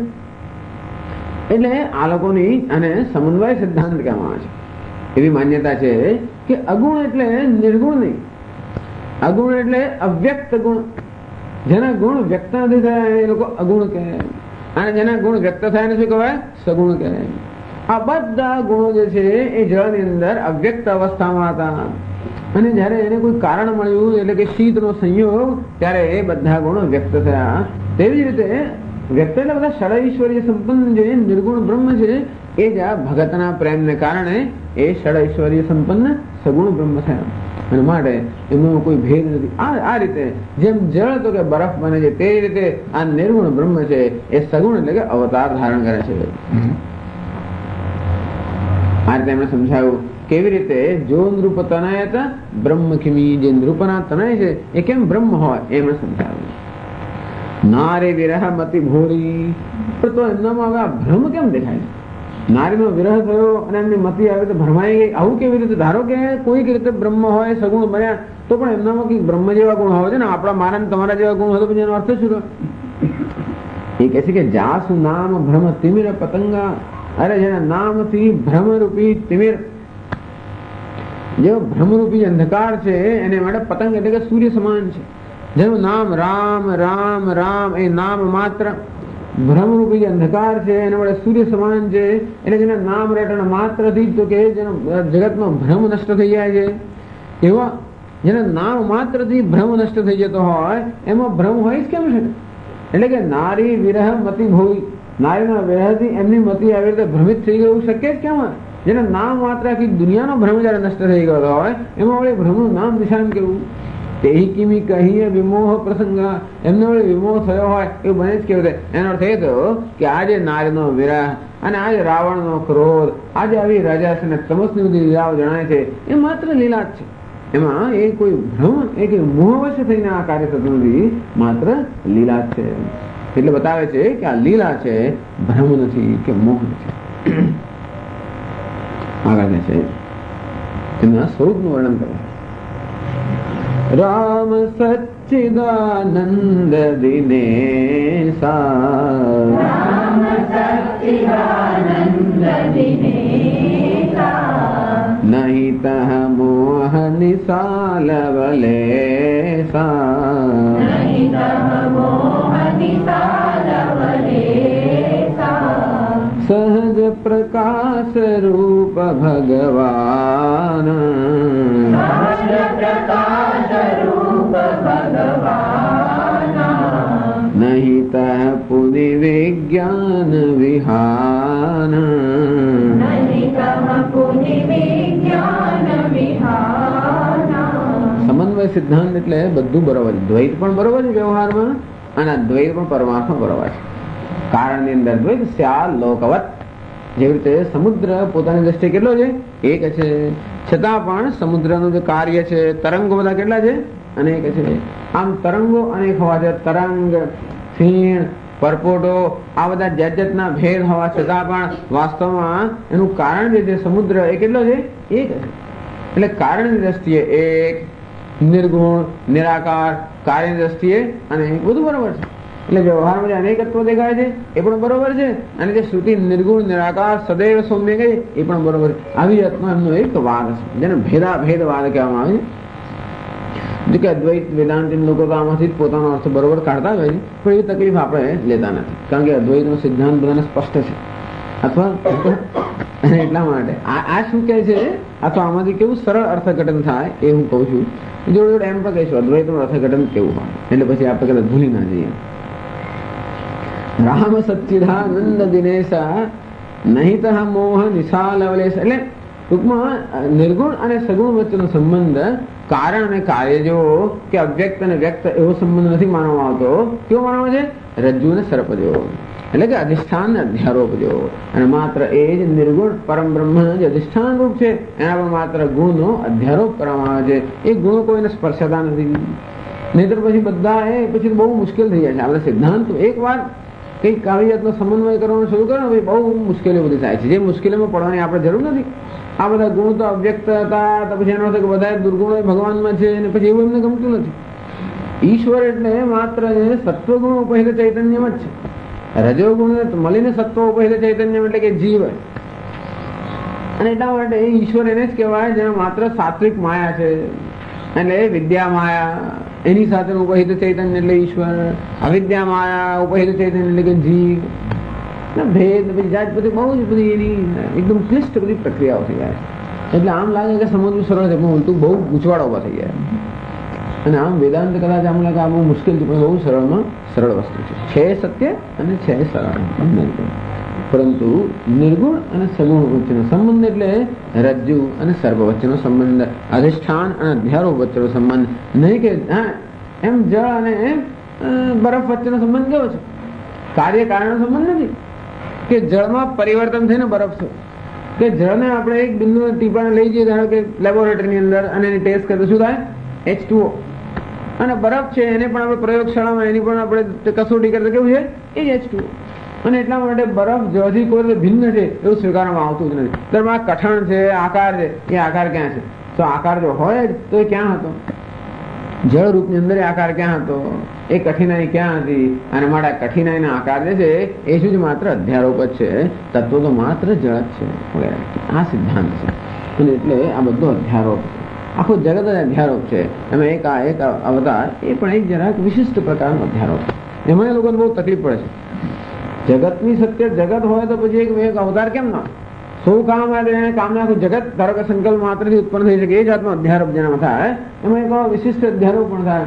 માત્ર અવતાર એક વિશિષ્ટ અધ્યારોપ છે જે કોઈ કર્મના પરિણામે નથી, જેમાં કોઈ પ્રકારની ઉપાધિની મર્યાદાઓ નથી. એ જાતનું એક વિશિષ્ટ ભગવાનની અભિવ્યક્તિ બ્રહ્મની નું નામ અવતાર. અને આ પ્રકારની અભિવ્યક્તિનું નામ તો કે જીવ. રામ સચ્ચિદાનંદ દિનેશા નહીં કહ મોહ નિશા લવલેશા. રામ શું છે? સચ્ચિદાનંદ. સચ્ચિદાનંદ એમાં ગુણ નથી, સ્વરૂપ છે. સચ્ચિદાનંદ દિનેશ. દિનેશ એટલે કે સૂર્ય સમાન જે સ્વયં પ્રકાશિત છે. નહીં કહ મોહ નિશા લવલેશા. જેમ સૂર્યને ક્યારે રાત્રિ હોય, સૂર્ય કોઈ રાત્રિના દર્શન કર્યા જ નથી, કઈ જ ના શકે ને. જ્યાં સૂર્ય હોય ત્યાં રાત્રિનો લેશ માત્ર ન હોય. તો તેવી રીતે રામજી કેવા છે? જ્ઞાન સ્વરૂપ છે, સચ્ચિદાનંદ સ્વરૂપ છે. અને ત્યાં આગળ મોહ નામની રાત્રિને ક્યાંય પણ લેશ હોય જ ના શકે. એમને વડે આ પત્નીનો મોહ તો એવું બની જ કેવું શકે? હવે એ સમજાવે છે કે રામજીના સ્વરૂપની દ્રષ્ટિ કરવાનું. હવે એવું છે ને, બે વસ્તુ છે ને, સંશય એટલા માટે થાય છે કે આપણું ચરિત્ર જોઈને એમના સ્વરૂપનો નિર્ણય કરવાનો પ્રયત્ન કરીએ, એમાં ગોથા ખાઈએ. એમના સ્વરૂપથી પ્રારંભ કરીને પછી ચરિત્રનો નિર્ણય કરીએ એ તો કઈ મુશ્કેલ ના પડે, લીલા બરાબર. એટલે એવું નહીં કે એમને તો આ સ્ત્રીના વિરહમાં રડે છે માટે, એવું નહીં. એ તો સચ્ચિદાનંદ દિનેશ છે અને માટે મોહ ન હોય છે કે તારા શું છે? આ લીલા છે. એટલે હંમેશા ચિંતન આ રીતે થતું હોય કે રામજી કેવા છે? સચ્ચિદાનંદ દિનેશા. નહીં તહ મોહ નિશા લવલેશા, મોહની નિશાનો રાત્રિનો લેશ માત્ર ન હોઈ શકે. સહજ પ્રકાશ રૂપ ભગવાન, ભગવાન કેવા છે? સહજ પ્રકાશ, સ્વાભાવિક પ્રકાશ સ્વરૂપ, સ્વયં પ્રકાશ રૂપ છે, જ્ઞાન સ્વરૂપ. નહીં તહ પુનિ વિજ્ઞાન વિહાન, એમનો વિજ્ઞાનનો પ્રાતઃકાળ. આ જીવ જે હોય એનામાં અજ્ઞાન રાત્રિની અંદર અનાદિ માયા સુપ્ત, એને વળી જ્ઞાન થાય ત્યારે એ માયા નામની નિદ્રામાંથી ઉઠે. તો એ ઈશ્વર એવું હોતું નથી. ભગવાન એટલે કે જે અવતાર જે છે એમાં અજ્ઞાન જન્મથી છે, તો કે સ્વયં સિદ્ધ જ. અને એટલે એટલો ભેદ છે જ્ઞાની પુરુષની અંદર અને ભગવાનમાં, આટલો ભેદ છે. શ્રી કૃષ્ણ જન્મ્યા ત્યાંથી જ સર્વજ્ઞ, સર્વશક્તિવાન, સર્વવ્યાપી. 7 દિવસના બાળક હોય કે જન્મ્યા હોય ત્યારથી એમનો અવતાર જે જન્મ માત્રથી સર્વજ્ઞ, સર્વશક્તિમાન, સર્વવ્યાપી, બધા ઐશ્વર્ય સંપન્ન. જયારે જીવ હોય અલ્પજ્ઞ, અલ્પશક્તિમાન, અને જીવમાં જયારે વિવેક જાગૃત થાય ત્યારે પોતાને જે જીવત્વ છે એનો નાશ થાય. ઉપાધિ તો એવી એવી જ. અને એટલા માટે વિદ્વાન જે છે એમાં અને અવતારમાં આટલો ભેદ છે કે અવતારની કોઈ પણ શક્તિનો ક્યારેય લોપ થાય જ નહીં. બાળક હોય કે યુવાન હોય કે વૃદ્ધ હોય, ગમે તે સહજ. એટલે એવું નથી કે પહેલા અજ્ઞાની હતા અને પછી જ્ઞાન થયું. પોતે જ્ઞાન સ્વરૂપ છે માટે અજ્ઞાનનો લેશ માત્ર ત્યાં ના હોઈ શકે. એવા રામજીની અંદર મોહ ક્યાંથી હોય? જેમ સૂર્યની અંદર રાત્રિ હોય જ ન શકે. રાત્રિ ક્યાં છે? એ માત્ર પૃથ્વી રૂપી જે ઉપાધિ છે એ ઉપાધિને દ્રષ્ટિબિંદુથી પૃથ્વી આમથી આમ ફરે. આપણે સૂર્ય વિમુખ થઈ જઈએ તો શું કહીએ? રાત્રિ છે. સૂર્ય સન્મુખ થઈએ શું કહીએ? દિવસ છે. આપણે વિમુખ ને સન્મુખ થઈએ ને સૂર્ય તો ક્યાંનો ક્યાં જ છે. આપણે સન્મુખ થઈએ તો કા દિવસ, એને વિમુખ થઈએ તો કે રાત. આમ આ બધી રાત અને દિવસ આજે છે એ આપણી માત્ર કલ્પનાઓ છે. સૂર્યમાં રાત અને દિવસ કઈ નથી. એ જે ઉપાધિના અધીન છે એમને દિવસ રાત છે. પણ જે તો કે પરમ તત્વ છે ત્યાં દિવસ કે રાત નામની કોઈ કલ્પના નથી. હર્ષ વિષાદ જ્ઞાન અજ્ઞાન, હર્ષ વિષાદ જ્ઞાન અજ્ઞાન, જીવ ધર્મ અહમિતિ અભિમાન, જીવ ધર્મ અહમિતિ અભિમાન, રામ બ્રહ્મ વ્યાપક જગ જાન, રામ બ્રહ્મ વ્યાપક જગ જાન, પરમાનંદ પરેશ પુરાણ, પરમાનંદ પરેશ પુરાણ, હર્ષ વિષાદ જ્ઞાન અજ્ઞાન, જીવ ધર્મ અહમિતિ અભિમાન. આ જીવ ધર્મ છે. ટૂંકમાં અજ્ઞાન હોવું, જ્ઞાન થવું, હર્ષ વિષાદ જ્ઞાન અજ્ઞાન, અહમ મિતિ અભિમાન, અહમ મમ, અહંકાર મમકાર, હર્ષ વિષાદ એટલે અવિદ્યા, અસ્મિતા, રાગ, દ્વેષ, અભિનિવેશ. આ બધું શું છે? આ બધા જીવના ધર્મો છે. અહંકાર, મમકાર, રાગ, દ્વેષ એટલે હર્ષ, શોક, જ્ઞાન, અજ્ઞાન આ બધું ક્યાં છે? જીવમાં છે. રામજી એટલે કે શ્રી રામ આ સર્વથી સદા મુક્ત છે. રામ કેવા છે? રામ બ્રહ્મ વ્યાપક જગ જાન. આ તો સમગ્ર જગત જાણે છે કે રામ કેવા છે? વ્યાપક બ્રહ્મ, જે પરમ બ્રહ્મ છે, સર્વવ્યાપક છે. સર્વવ્યાપક એટલે જેનાથી કઈ ભિન્ન નથી, જેનાથી કઈ અલગ નથી. પરમાનંદ, પરમ આનંદ, જે વિષય જનિત આનંદ નહીં, સ્વાભાવિક પરમ આનંદ. પરેશ, પર એટલે જે મહાન દેવતાઓ છે એમના પણ ઈશ્વર છે પરેશ. પુરાણ, અનાદિ જે છે સર્વના અધિષ્ઠાન રૂપ છે, કારણ રૂપ છે એવા રામ આવા છે એ સમગ્ર જગત જાણે છે. ત્યારે હર્ષ વિષાદ એટલે જે રામજીમાં હર્ષ વિષાદ દેખાય એ કેવા છે? એ માત્ર દેખાવ છે. ટૂંકમાં રામજીનું આ સ્વરૂપને હંમેશા ધ્યાનમાં રાખીને પછી એમની લીલાઓ પર ચિંતન કરવું જોઈએ.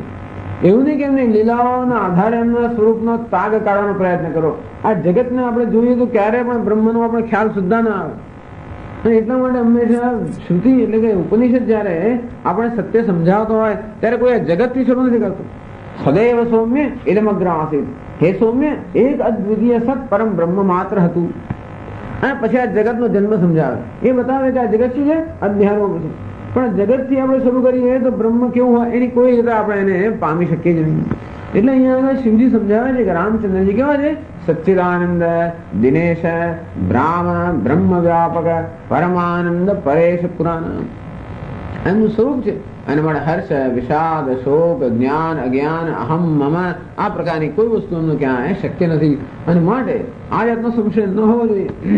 આ રીતે જયારે એમના ચરિત્રનો આપણે એને સમજવાનો પ્રયત્ન કરીએ તો આ જાતનો જે મોહ જન્મ્યો એવા મોહને કોઈ સ્થાન ન રહે. એટલે કે છે અહીંયા એનો ઉપસંહાર કરે છે. પુરુષ પ્રસિદ્ધ પ્રકાશ નિધિ પ્રગટ પરાવરનાથ રઘુકુલ મની મમ સ્વામી સોઈ કહી શિવનાય ઉમાથ.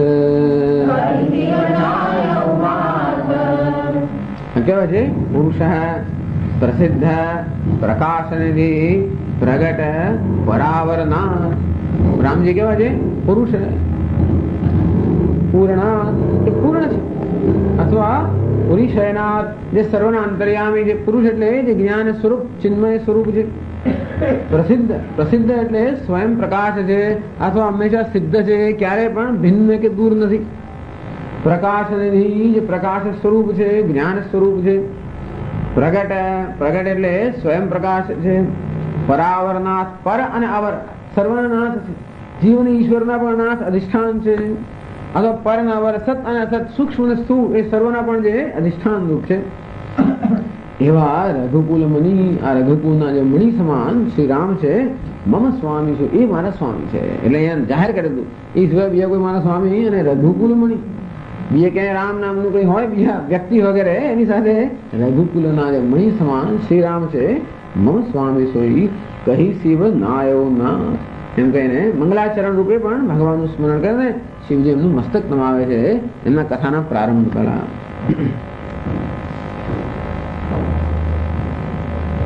હવે પાછા દ્રષ્ટાંત આવું કેમ બને? તો પછી જો રામજી આવા જ હોય, સચ્ચિદાનંદ હોય, એમનો મોહનો કોઈ લેશ માત્ર ન હોય, પરેશ, પુરાણ, વ્યાપક, બ્રહ્મ જો આવા હોય તો કેમ આવું દેખાય છે આપણને? કેમ આપણને આવા ક્રોધી દેખાય છે? કેમ આપણને કામી હોય એમ દેખાય છે? કેમ આપણને સામાન્ય મનુષ્ય જેવા હોય એવું કેમ દેખાય છે? એ એવા છે માટે દેખાય છે કે આપણામાં કઈ છે માટે દેખાય છે? એ પ્રશ્નનું નિરૂપણ કરે છે. કહો પણ દેખાય એનો અર્થ નહીં કે જે દેખાય છે એ સાચું જ છે. પ્રતીતિ તો ઘણી થતી હોય અને સત્યને તદ્દન ભિન્ન હોઈ શકે. એ હવે શિવજી સમજાવે છે કેવી રીતે. નિજ ભ્રમ નહીં સમુજહી અજ્ઞાની, નિજ ભ્રમ નહીં સમુજહી અજ્ઞાની, પ્રભુ પર મોહ ધરહી જડ પ્રાણી, પ્રભુ પર મોહ ધરહી જડ પ્રાણી, જથા ગગન ઘન પટલ નિહારી, જથા ગગન ઘન પટલ નિહારી, જ્યાં પેઉ ભાનુ કહી કો વિચારી, જ્યાં પેઉ ભાનુ કહી કો વિચારી, નિજ ભ્રમ નહીં સમુજહી અજ્ઞાની. અજ્ઞાની લોકો પોતે અજ્ઞાની છે એવું જાણતા નથી. એટલે અજ્ઞાની લોકો વિવેકી લોકોમાં અને અવિવેકી લોકોમાં આટલો તફાવત છે. અવિવેકી લોકો પોતે અવિવેકી છે જાણતા નથી, અને વિવેકી માણસ જાણે છે કે પોતે અજ્ઞાની છે, અને જ્ઞાની જાણે છે કે હું જ્ઞાની છું. એટલે જ્ઞાની તો કે જાણે છે, વિવેકી જાણે છે કે નથી જાણતો, અને અવિવેકી નથી જાણતો કે નથી જાણતો. તો વિવેકી લોકો શ્રદ્ધાપૂર્વક શ્રવણ કરીને વિવેક પ્રાપ્ત કરવાનો પ્રયત્ન કરે. જે જ્ઞાનીઓ છે એ તો આ બધા ચરિત્ર દ્વારા પણ ભગવાનની જે લીલા છે એમનું સ્વરૂપ જોઈ શકે. આ ત્રીજા લોકોની આ તકલીફ છે. નિજ ભ્રમ નહીં સમુજહી અજ્ઞાની. અજ્ઞાની લોકો પોતાના ભ્રમને સમજતા નથી, સ્વીકારતા નથી, જાણતા નથી. પ્રભુ પર મોહ ધરહી જડ પ્રાણી. અને માટે આ જડ પ્રાણી લોકો પ્રભુ પર મોહનો અધ્યારોપ કરે કે એમને જ મોહ થયો છે. જે મોહ પોતાનામાં છે એ મોહનો અધ્યારોપ ક્યાં કરે છે? પ્રભુ પર. એનું સુંદર દ્રષ્ટાંત આપે, બડી પ્રસિદ્ધ. જથા ગગન ઘન પટલ નિહારી, જ્યાં પેવ ભાનુ કહી કુ વિચારી. જયારે સૂર્ય તો કે વાદળની પાછળ છુપાઈ ગયો હોય, આમ વાદળનું આવરણ જયારે સૂર્યની આગળ આવી ગયું હોય ત્યારે કુવિચારી. કુવિચારી એટલે જે માણસ અવિવેકી છે એ શું કહે છે? એ સૂર્ય ઢંકાઈ ગયો છે. વાદળ જયારે સૂર્યની આડે આવી જાય તો શું કે સૂર્ય ઢંકાઈ ગયો, ઘનચ્છિન્ન દ્રષ્ટિહીન. તો જેની દ્રષ્ટિ ઘનથી છિન્ન થઈ ગઈ છે. વાસ્તવમાં શું ઢંકાઈ ગયું છે? આ વાદળ સૂર્યને ક્યારેય ન ઢાંકી શકે.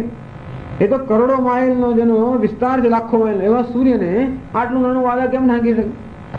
વાસ્તવમાં વાદળ કોને ઢાંકે? મારી દ્રષ્ટિને ઢાંકે છે. અને છતાં મારો નિર્ણય શું હોય છે? પ્રતીતિ થાય, પણ આપણો નિર્ણય ઉલટો સુલટો થાય ને. નિર્ણય શું થાય? હે સૂર્ય ઢંકાઈ ગયો, એમ મારી વિવેક બુદ્ધિ મોહથી ઢંકાઈ ગઈ છે. અને હું શું કહું છું? આ રામજીમાં મોહ થઈ ગયો. એમ આમ જેવી રીતે જે પોતાનામાં જે મોહ હોય એનો અવિવેકી લોકો ભગવાન પર અધ્યારોપ કરે છે અને એ પછી જાત જાતના નિર્ણયો પર આવતા હોય છે. આ આવરણ શક્તિ બતાવે છે કે આ રામ નથી. આ શું છે? આ રામ નથી. અને આવરણ ત્યારે શું છે? આ તો જીવ છે, વિક્ષેપ. બે વસ્તુ થાય ને.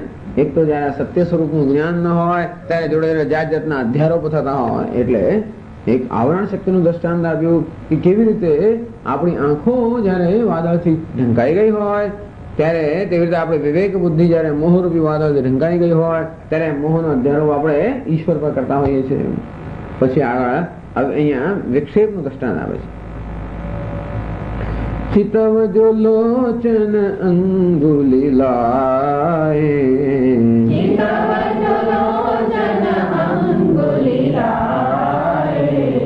प्रगट जुगल ससिते ही के भाए,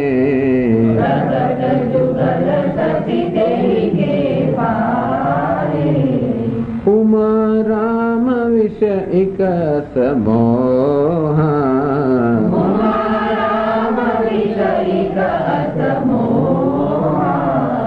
नभतम धूम धूरी जिमि सोहा,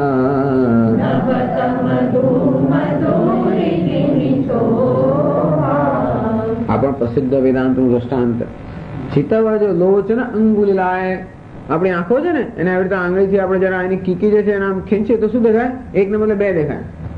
ચિતવ એટલે જયારે જોઈએ એવી રીતે આંખોની કીકીને દબાવીને જયારે આપણે જોઈએ, પ્રગટ જુગલ શશી તેહી કે ભાઈ, જુગલ એટલે બે, શશી એટલે ચંદ્ર, એને આ ચંદ્ર શંકરાચાર્યનું દ્રષ્ટાંત છે કે દ્વિચંદ્ર, એક ને બદલે બે ચંદ્ર દેખાય.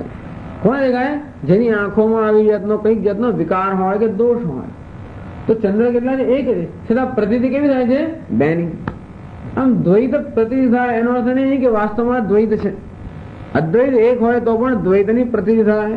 અહીંયા અદ્વૈત દ્વૈત કરતા પણ તુલસીદાસજીનો ભાવ એ છે કે સત્ય હોય એના કરતા ભિન્ન પ્રતીત થાય. એનો અર્થ નહીં કે ચંદ્ર બે છે પણ આપણી આંખોમાં દ્રષ્ટિમાં કઈ દોષ છે. તેવી જ રીતે આ રામજી પણ પરમ બ્રહ્મ હોય છતાં પણ આપણને જીવ સમાન કે એવા ભાષે. ધારો કે એમના ચરિત્રમાં એવી પ્રતીત થતી હોય કે આ તો જીવ છે, કોઈ સામાન્ય મનુષ્ય છે. એ પ્રતીત થવાનું કારણ શું? તો કે આપણી આંખોનો દોષ. વાસ્તવમાં એ ચંદ્ર સમાન શીતળ હતું કે કોઈ પ્રકારના દોષથી રહિત હોય તો પણ આપણને અનેક પ્રકારના દોષ યુક્ત લાગે. ઉમા રામ વિશે એક મોહા અસમોહા. હે ઉમા, આ રામના વિષયનો મોહ પણ આવો છે. કેવો છે? નભ તમ ધૂમ ધૂરી જીવી સોહા. આ નભની અંદર, આકાશની અંદર, તમ એટલે કે અંધકાર, ધૂમ એટલે ધુમાડો, અને ધૂરી એટલે કે ધૂળ. તો આકાશની ધૂળ છવાઈ ગઈ હોય, ધુમાડો વ્યાપી ગયો હોય અથવા અંધકાર વ્યાપી ગયો હોય તો આપણે શું કહીએ? આકાશ જાણે કે આનાથી દોષિત થઈ ગયો એવું આપણે સામાન્ય નિર્ણય કરતા હોઈએ છીએ. તેમ રામ આકાશ કેવું છે? સર્વવ્યાપી છે, સૂક્ષ્મ છે, નિરાકાર છે, પ્રકાશ સ્વરૂપ છે. અને છતાં અંધકારના પર છવાઈ ગયો હોય, ધુમાડો એમાં હોય કે રચકણ હોય. તેમ રામજી કેવા છે? આકાશ સમાન છે, નિરાકાર, નિર્દોષ છે, પ્રકાશ સ્વરૂપ છે, સુંદર છે. અને છતાં પણ એમનામાં જાત જાતની સાત્વિક, રાજસ, તામસ જાત જાતની લીલા હોય. અને એટલા માટે તમસ એટલે શું? અંધકાર. આ રાવણ જયારે વધ કરો ત્યારે ક્રોધ એ તમો ગુણ છે. એટલે આપણે એમ લાગે અરે આ તમો ગુણ તો એ પણ શોભી કોને લઈને રહ્યું છે? આકાશને લઈને. રજ એટલે શું? રજસ. તો કે સીતાનો વિયોગ વગેરે શું બતાવે છે? રજોગુણ એમની લીલાઓ બધી બતાવે છે. ધૂળ તો ભાઈ સુંદર દેખાતી હોય છે, એને લોકો સત્વનું દ્રષ્ટાંત માને છે. એમનું બાળ ચરિત્ર વગેરે છે એ બધા કેવા? એમના સાત્વિક જે ચરિત્ર હોય, રાજસ ચરિત્ર હોય, તામસ ચરિત્ર હોય. જેમ આકાશની અંદર આવી રીતે સૂક્ષ્મ, સ્થૂળ અને સ્થૂળતર આ જાતની ઉપાધિઓ આકાશની અંદર શોભી રહી છે, તેમાં બધા ચરિત્ર શ્રી રામજીમાં શોભી રહ્યા છે. અને માટે જે લોકોને વિવેક છે એ લોકો તો જાણે છે, આ બધાને શોભા આપે છે. ખરેખર આકાશ આ બધી વસ્તુઓને એમને આશ્રય પણ આપે છે અને શોભા પણ આપે છે. એમને લઈને આકાશ પણ શોભી રહ્યું છે. એટલે આકાશની અંદર પણ જયારે ધુમાડો વગેરે હોય તો આકાશ વધારે સુંદર દેખાતું એક રીતે જોવા જઈએ તો. તેવી રીતે રામજી અંદર આ બધી લીલાઓ શોભાયમાન થઈ રહી છે. વળી આગળ સમજાવે છે કેવી રીતે આ રામચંદ્ર એ કેવી રીતે સ્વયં પ્રકાશ કે પ્રકાશ સ્વરૂપ છે એ કેવી રીતે સમજાવે છે. વિષય કરન સુર જીવ સમેતા,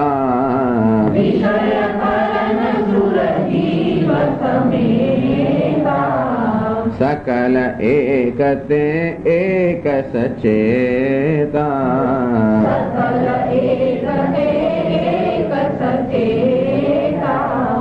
सब कर परम प्रकाशक जोई,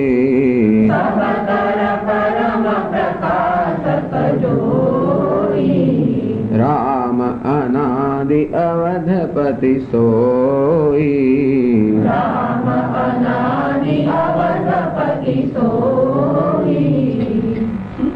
हमनु स्वयं प्रकाश स्वरूप बतावे. विषय करण, करण એટલે ઇન્દ્રિયો, કરણ એટલે જેનાથી આપણે વિષયનું જ્ઞાન થાય. આમ શબ્દ સ્પર્શ રૂપ રસ ગંધ આ બધા વિષયો છે ને આપણી 5 જ્ઞાનેન્દ્રિયો શું કહેવાય? કરણ કહેવાય, જેનાથી આ વિષયનું જ્ઞાન થાય. સુર, સુર એટલે દેવતાઓ. કયા દેવતાઓ? આ જ્ઞાનેન્દ્રિયોના અધિષ્ઠાન દેવતાઓ. જીવ કોણ? તો કે ક્ષેત્રજ્ઞ કે જ્ઞાતા. આ બધા લોકોને કોણ પ્રકાશિત કરે? સમેતા. આ બધા સહિત સકલ એકતે એક સચેતા, એકથી વધારે ચડિયાતા સચેતન છે. વિષયથી કરતા હે તે તો કઈ છે? ઇન્દ્રિયાણી પરાણી આહુહુ. વિષયો કરતા સચેતન એટલે સૂક્ષ્મ કઈ છે? ઇન્દ્રિયો. ઇન્દ્રિયો કરતા સચેતન કોણ છે? ઇન્દ્રિય દેવતાઓ. આ દેવતાઓનો પ્રકાશિત કોણ કરે છે? તો કે ચિદાભાસ જે જીવ છે તે. આમ એકથી વધારે એક ચેતન છે. સબ કર પરમ પ્રકાશક જોઈ. પણ સર્વનો જે પરમ પ્રકાશક છે કોણ છે? કોને લઈને વિષયો ભાસી રહ્યા છે? તો વિષયોને ભાષિત કોણ કરે છે? ઇન્દ્રિયો. ઇન્દ્રિય ભાષિત કોણ કરે છે? કે દેવતાઓ. દેવતાઓને ભાષિત કોણ કરે છે? કે ચેતનાત્મા. આ સર્વને કોણ ભાષિત કરે છે? રામ અનાદિ અવધપતિ સોઈ. આ સર્વનો જે પ્રકાશક છે, તમેવ હંતમ અનુભવાતિ સર્વમ. આ સર્વનો જે પ્રકાશક છે એ અનાદિ રામ, એ જ અવધપતિ. અવધપતિ છે એ જ અનાદિ. અનાદિ એટલે જેનું કોઈ કારણ નથી, જેનું કોઈ પ્રકાશક નથી, જેનું કોઈ જે કોઈનું કાર્ય નથી. આવા જે અનાદિ છે એ સર્વનો પ્રકાશક છે. એટલે રામ કેવા છે? સ્વયં પ્રકાશ, પ્રકાશ સ્વરૂપ છે. એ વસ્તુ આગળ સમજાવે છે. જગત પ્રકાશ્ય પ્રકાશક રામુ,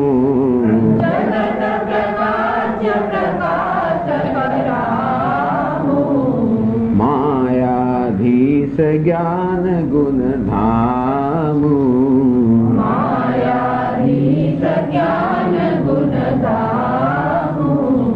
જાસુ સત્યતા તે જડ માયા,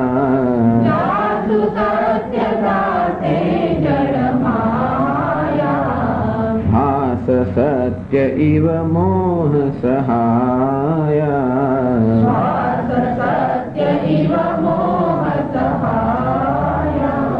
જયારે એમની લીલાઓ આપણે જયારે સાંભળીએ તો એટલું બધું આમ તાદૃશ લાગે છે કે બરાબર ખરેખર આવું આખી લીલા જેવું લાગતું નથી.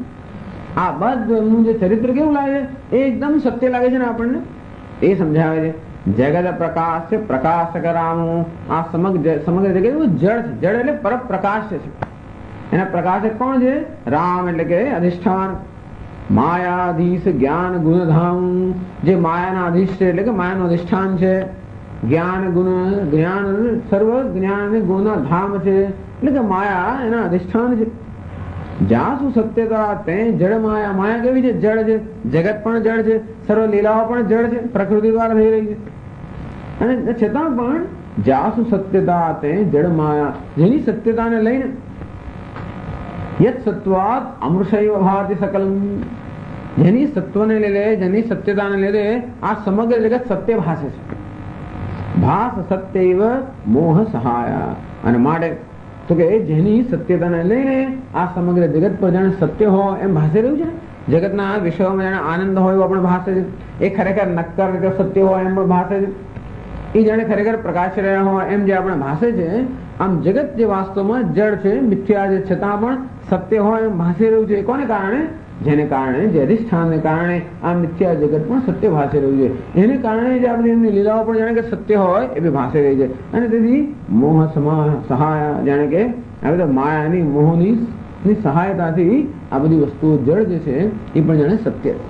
માયા કે મોહ જે છે એનું જે અધિષ્ઠાન છે, અધિષ્ઠાનને ચેતનતા જાણે પ્રદાન કરે છે. માટે સમગ્ર રીતે ચેતનાત્મક હોય, સત્ય હોય એવું ભાષી રહ્યું છે. ટૂંકમાં વસ્તુ સત્ય ભાસતી હોય માટે સત્ય છે એવો કોઈ નિયમ નથી. એ સત્ય હોવાનું કારણ આપણે ખબર ના હોય તો પ્રતિબિંબ આપણે સત્ય ભાસે. અને એક ડોલને આપણે ક્યાંક મૂક્યો તો આપણા રૂમની અંદર પ્રકાશ પણ કરે. એનો નથી કે ડોલના પાણીમાં ખરેખર પ્રકાશ છે, એ તો ક્યાંક બીજાને લઈને છે. તે રીતે જગતમાં પણ કોઈ સત કે ચિત્ત કે સુખ આપણને દેખાતું હોય એનો અર્થ નહીં આ તો દર્પણ દૃશ્યમાન નગરી, દર્પણમાં જેમ દેખાતું હોય નગરી, આપણે આગળ બધું સત્ય છે. વાસ્તવમાં એ કેવું હોય છે? પ્રતિબિંબાત્મક હોય છે. એટલે ત્યાં છે રજત સીપ મહુ ભાસ જીમી જથા ભાનુ કરવારી જદપિ મૃષાતિ હું કાલ સોઈ ભ્રમન સકઈ કૌટારી. એનો અર્થ એવો થયો કે એકવાર આપણા જ્ઞાન થઈ જાય કે સચ્ચિદાનંદ બ્રહ્મ એક સત્ય છે, જગત મિથ્યા છે, તો પછી આ દેખાશે નહીં, તો કે પ્રતિ થયા કરશે. એ પ્રકારનો આ અધ્યારો કયો છે ને દ્રષ્ટાંત આપે છે. રજત સીપ મહુ ભાસ જેવી, જેમ સીપ એટલે કે છિપોલી હોય એની અંદર કેવું જાણે કે ચાંદી હોય એવો ભાસ થાય. જથા ભાન કરવારી, આ સૂર્યના કિરણ હોય ત્યાં આગળ જાણે કે પેલું તો કે ઝાંઝવાનું જળ હોય એવો ભાસ થતો હોય. આપણે જ્ઞાન છે કે આ માત્ર રેતી છે અને સૂર્યના કિરણો તો પણ આપણે જળ દેખાય કરવાનું, કારણ કે એ પ્રકારનો આ સમષ્ટિ અધ્યારોપ છે. ઈશ્વર સૃષ્ટિ છે ને જીવ સૃષ્ટિનો જે અધ્યારોપ છે મોહ એ જતો રહે, પણ ઈશ્વર સૃષ્ટિ જે છે એ ચાલુ ચાલુ રહે. અને તેથી જદપિ મૃષાતિ હું કાલ સોઈ, ત્રણેય કાળની અંદર રજત નામની કોઈ વસ્તુ નથી કે ત્રણેય કાળની અંદર જળ નામની ત્યાં કોઈ વસ્તુ ન હોવા છતાં પણ ભ્રમ ન શકાય કૌટારી, છતાં પણ એ પ્રકારનો ભ્રમ ટળતો નથી. એટલે જ્ઞાન થયા છતાં પણ, આવરણ ગયા છતાં પણ આ પ્રકારનો ઈશ્વર સૃષ્ટિ રૂપી જે વિક્ષેપ છે એ હંમેશા ચાલુ રહેતો હોય છે. પણ એ કોઈ રીતે આપણે નડતરૂપ થતો નથી. એકવાર જ્ઞાન હોય કે આ તો માત્ર ઝાંઝવાનું જાય છે, પછી એ પ્રતિનિધિ જે રીતે આપણે કોઈ રીતે મોહિત કરતી નથી. તે જેને રામજીના સાચા સ્વરૂપનું જ્ઞાન છે એમને કોઈ રીતે લીલાઓ મોહિત કરતી નથી. એટલે વશિષ્ઠ આદિ ઋષિઓ હોય એમને પણ આવી લીલા દેખાય, એમને પણ આ બાળ સ્વરૂપ દેખાય, એમને પણ લીલાઓ દેખાય, પણ એ કોઈ રીતે ભ્રમિત ન થાય. લીલાઓ જે છે કેવી છે? ભગવાનનું જે આ પ્રાતિભાષિક સ્વરૂપ છે અવતાર, એ કેવો પ્રતિભાસ છે? રજ્જુ સર્પ જેવો નહીં, પરંતુ કેવો પ્રતિભાસ છે? આ રજત અને સીપ જેવો. જે મોટો જ્ઞાની હોય તોય પણ, ગમે તે આંખો વાળો તોય પણ પેલું જ્યાં છિપોલી હોય ત્યાં આગળ સૂર્યના પ્રકાશની લીલા રહીને એને રજત દેખાય. અથવા તો ગમે તેવું આપણું જ્ઞાન હોય, વૈજ્ઞાનિક હોય તોય પણ જ્યાં રેતી હોય ત્યાં ઝાંઝવાનું જળ દેખાય. તેવી રીતે જ્ઞાની પુરુષોને પણ એમના માટે એ વસ્તુની સત્યતા નથી. તેમ વિદુર હોય અથવા ભીષ્મ હોય, જે ભગવાનના મહાન ભક્તો છે એમના માટે શ્રી કૃષ્ણ પરમ બ્રહ્મ જ છે. આ દુર્યોધન ને શિશુપાલની વાત થઈ છે કે એ લોકો આ વસ્તુ જે દેખાય એને સત્ય માનતા હોય.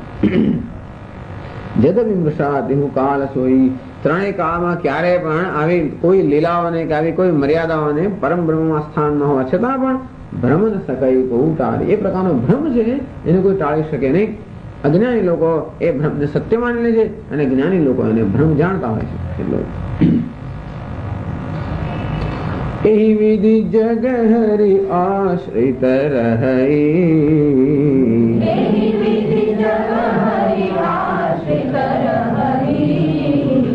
જદપિ અસત્ય દેત સુદુખ અહઈ,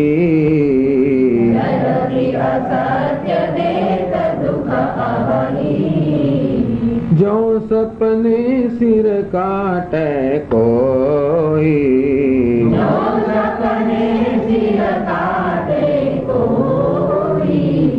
બિनु જાગે ન દૂરી દુઃખ હોય,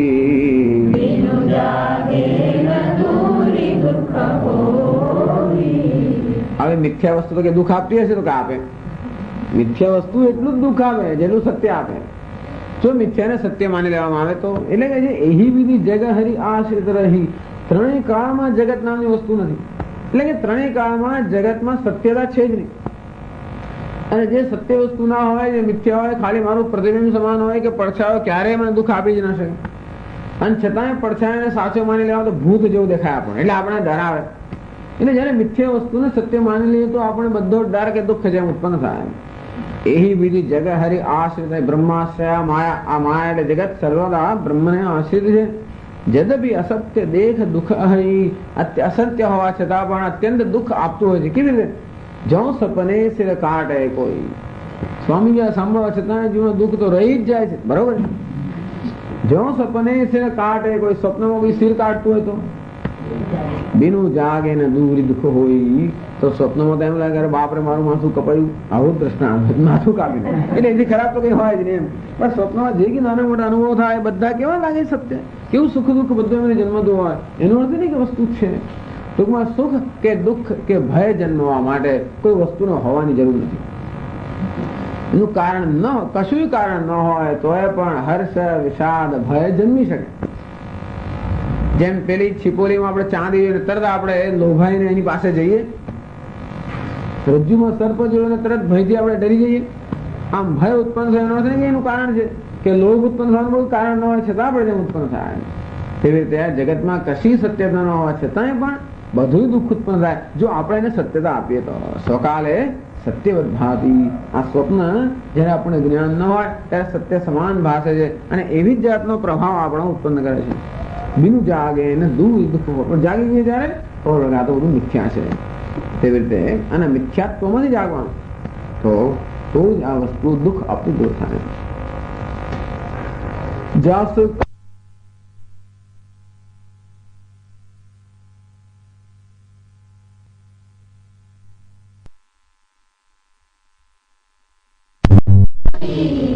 गिरिजा सोई कृपाल रघुराई.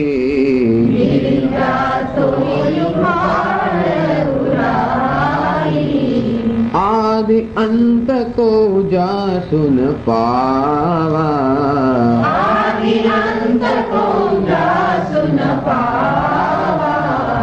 मति अनुमान निगम अस गावा.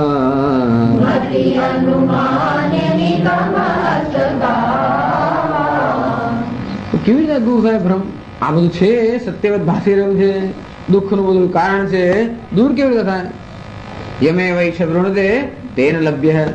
જાસુ કૃપાસ ભ્રમ મિટી જાય. જેની કૃપાથી આ બધો ભ્રમ મટી જાય. એટલે કે આ ભ્રમ છે છતાં પણ એને મટાવવાનું પણ એવું કારણ છે. કયું છે? જાસ કૃપા.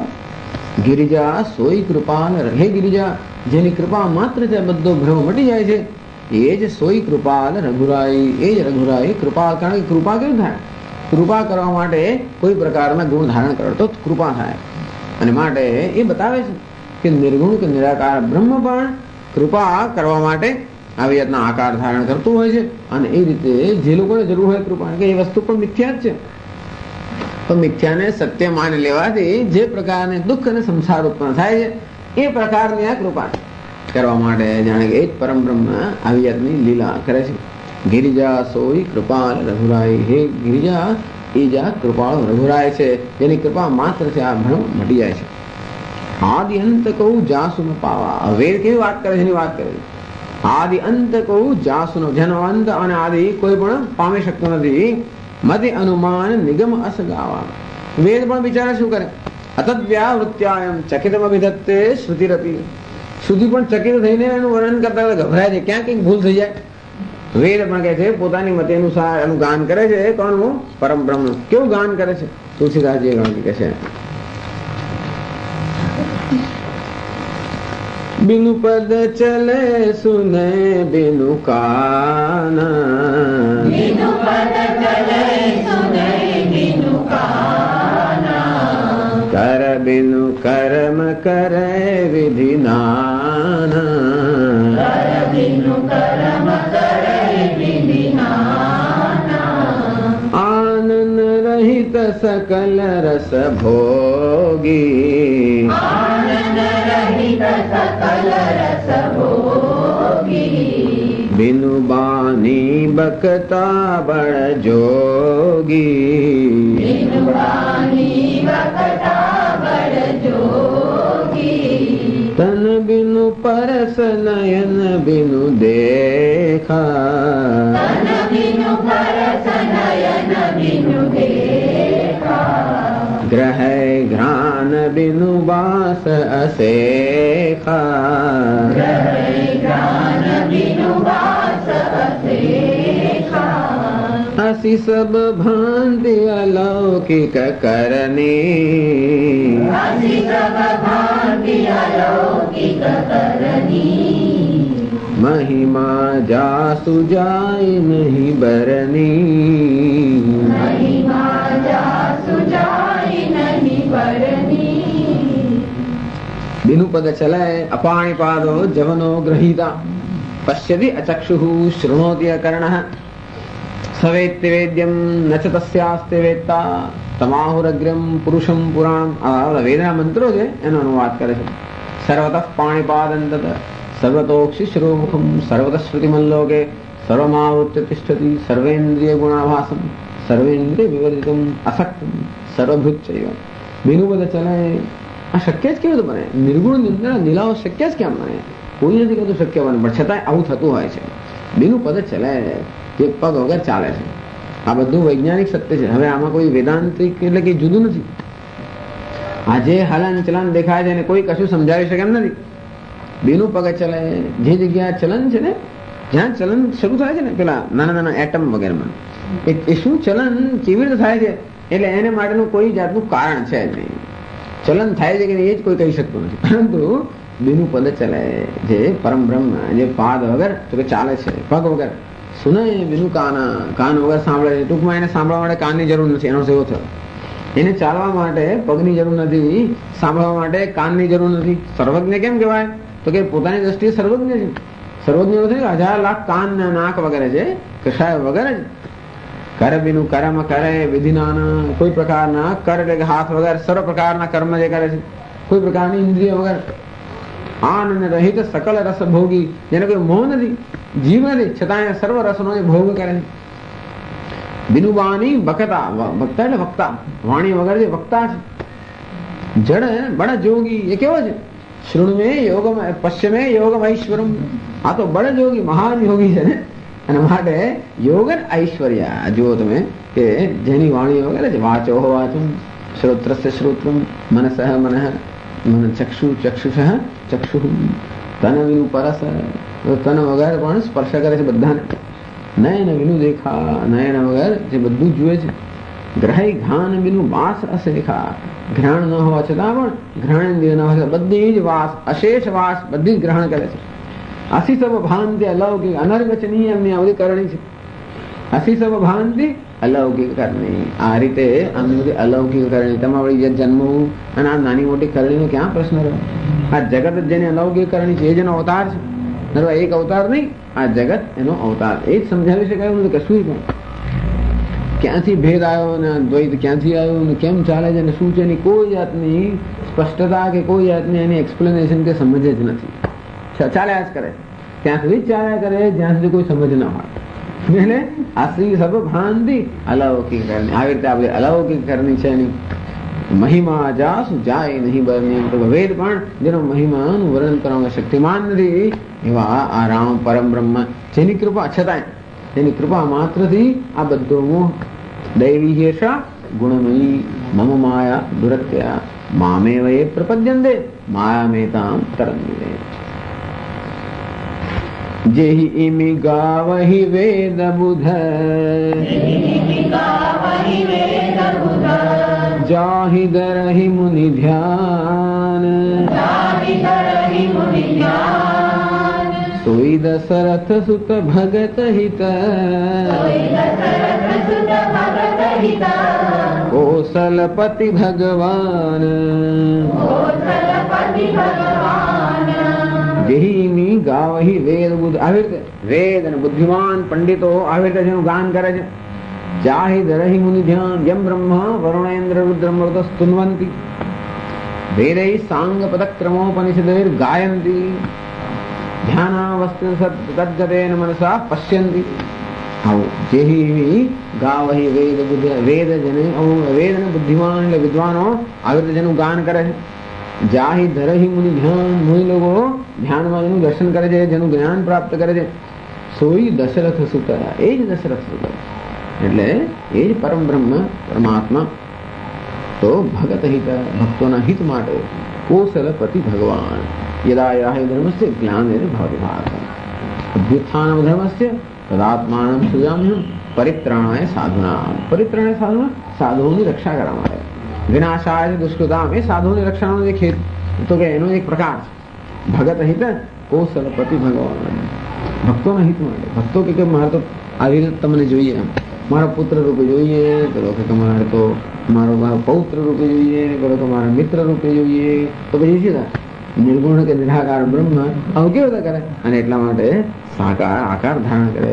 ભગત હિત કોસલપતિ ભગવાન, જેથી એમને નિર્ગુણ કે નિરાકાર પરમ બ્રહ્મનું જ્ઞાન થાય. એટલા માટે આ પ્રકારનો આકાર કે ગુણ જાણે કે ધારણ કરતા હોય એ જે કોસલપતિ છે એ જ ભગવાન છે. ખૂબ સરસ છે. પણ એક બીજો વધારે દોહો આપણે કરશું. કાશી મરત જંતુ અવલોકી,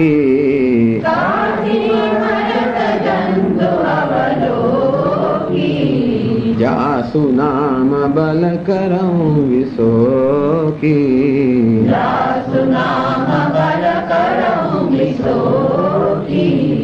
સોઈ પ્રભુ મોર ચરાચર સ્વામી,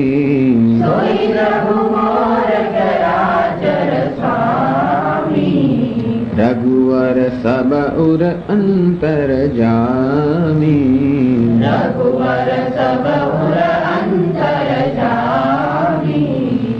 એમનો મહિમાનું વર્ણન કરે છે. કાશી કે પુરાણ અને શાસ્ત્રો ભગવાનના મહિમાનું કેવું વર્ણન કરે છે. કાશી મર્દ જંતુ અવલોકી, જયારે જોઈએ કે આ કાશીમાં બધા પ્રાણીઓ મરી રહ્યા છે.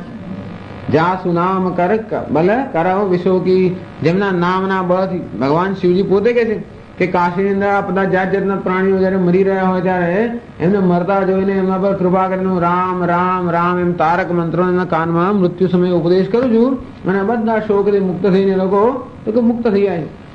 સોઈ પ્રભુ મોર ચરાચર સ્વામી, જેના નામનું જપનો, જેના નામનું તો કે ઉપદેશ કરું છું મૃત્યુ સમયે કાશીની અંદર, એ જ પ્રભુ મોર ચરાચર સ્વામી. એ કહે છે ને આખો દર તમે રામ રામ જપ્યા કરો છો, તો કે એ આ રામ છે જે હું જપ કરું છું, જેનો ઉપદેશ હું મૃત્યુ સમયે આપું છું. સોઈ પ્રભુ મોર ચરાચર સ્વામી, એ જ મારા ચરાચરના સ્વામી જે છે એ જ મારા પ્રભુ છે. રઘુવર સબૌર અંતરજામી, એ જ રઘુવર સર્વના અંતર્યામી છે, ચરાચરના સ્વામી છે, જેના નામના ઉપદેશથી બધા લોકો શોકમાંથી મુક્ત થઈ જાય છે. તો કેવું નામનો કેવો મહિમા છે એની વાત કરે છે. વિવસહુ જાસુ નામ નર કહી,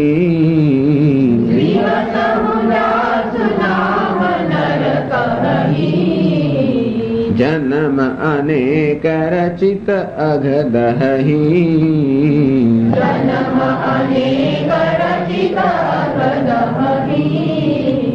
સાદર સુમિરન જે નર કરહી,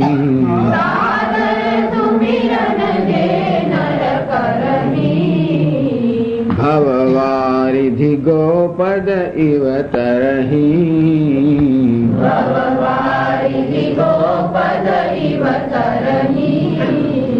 વિવસહુ જાસુ નામ નર કહી, વિવશ થઈ રામ રામ શું એમ એવી રીતે એમ કઈક આપણે આપણી ઈચ્છા હોય કે ના હોય છતાં રામ રામ શું થયું એવી રીતે પણ નામનું નામ દેવામાં વિવશ થઈને, અથવા તો રામ રામ આપણે એ બા એવી રીતે જેમ બહુ કૂદતું હોય, માથું બધું પેટ કૂદતું હોય ત્યારે રામનું નામ દઈ જાય, એવી રીતે વિવશ થઈને પણ જો રામનું નામ દેવામાં આવે. વિવશ હું જાસુ નામ નર કહી, આમ વિવશ થઈને પણ જો કોઈ નર આવી રીતે રામનું નામ દે. જન્મ અનેક રચિત અઘદહી, અનેક જન્મમાં પ્રાપ્ત કરેલા બધા પાપ તો એક ક્ષણભરમાં આવી રીતે વિવશતાથી રામનું નામ દે તો પણ પાપ નષ્ટ થઈ જાય. સાદર સુમિરન જે નર કરહી, સાદર આદર સહિત પ્રેમ પૂર્વક ભાવ પૂર્વક જો રામનું નામ લે. ભવવારિધિ ગોપદ ઇવ તરહી. આ ભવ સમુદ્ર કેવો થઈ જાય? ગોપદ. કિચડ ની અંદર જયારે ગાય ચાલતી હોય ને ત્યારે ગાયનું ત્યાં આગળ પગલું પડે ને એને ગોપદ કહેવાય. એ પગલામાં થોડું પાણી ભરાઈ જાય, એને આપણે એને પાર કરતા કેટલી આપણે મુશ્કેલી નડે. બસ આ ભવનો સાગર છે ને, ભવ સંસાર સાગર જે છે એ આવી રીતે ગોપદની જેમ તરી જઈએ. જો સાદર આદર પૂર્વક પ્રેમ પૂર્વક ભાવ પૂર્વક જેનું નામ લેવામાં આવે તો આવી રીતે માણસ સંસાર તરી પાર કરી જાય. રામ સો પરમાત્મા ભવાની, રામ સો પરમાત્મા ભવાની, તહ ભ્રમ અતિ અવહિત તવ બાની, તહ ભ્રમ અતિ અવિહિત તવ બાની, અસ સંશય આવત ઉરમાહી, અસ સંશય આવત ઉરમાહી, જ્ઞાન વિરાગ સકલ ગુણ જાહી, જ્ઞાન વિરાગ સકલ ગુણ જાહી. રામ સો પરમાત્મા ભવાની. હે ભવાની, ભવના પત્ની છો તમે, અર્ધાંગીની છો એટલે કહે છે રામ સો પરમાત્મા. એ રામ તો પરમાત્મા છે. તહ ભ્રમ અતિ અવહિત. એની અંદર આ ભ્રમ થયો. તમે પૂછ્યું કે આ એ જ આ પરમ બ્રહ્મ આવી રીતનો ભ્રમ થયો. અતિ અવહિત વાણી, અત્યંત અનુચિત આ વાણી છે, અત્યંત અનુચિત છે. આવો પ્રશ્ન પણ થયો એટલે એની બહુ ચિંતા થઈ શિવજી કે પ્રશ્ન કેમ થયો. પૂછ્યો તો જુદી વાત છે, જાણે એ તો હિંમત કરી, એ તો મહાન વસ્તુ છે, પરંતુ થયો જ કેમ, એમ મનમાં જ કેમ આવો સંશય થયો. એટલે ચિંતા થાય છે કે આવો સંશય જે મનમાં થાય એ હૃદયની કેવી સ્થિતિ હશે. હે ભવાની, આવો સંશય થયો આવી અને સમજણ વળી પ્રગટ કરવો. અતિ અવહિત તવ વાણી, અત્યંત અનુચિત અવિવેકી આ વાણી છે. અસ સંશય આવત ઉર્મા. આવો સંશય માત્ર જો ઉર્મા આવે. જ્ઞાન વિરાગ, જ્ઞાન વિજ્ઞાન નાશનમ, જ્ઞાન વિરાગ સકલ ગુણ જાય. આ જ્ઞાન અને વૈરાગ્ય જે કે ગુણો ને આ બધા સંશય આવતા માત્ર બધા નષ્ટ થઈ જાય. આના માટે આવો સંશય નહીં જ હોય. લાટું સાંભળ્યા પછી આવો સંશય હોવાનું કોઈ કારણ નથી. અને જરૂર એને શિવજીનું વચન સાંભળીને એમનો ભ્રમ અને મોહ અને સંશય જે હતું એ ભવાનીના હૃદયમાંથી દૂર થઈ ગયું અને પોતાના શબ્દોમાં પ્રગટ કરે છે.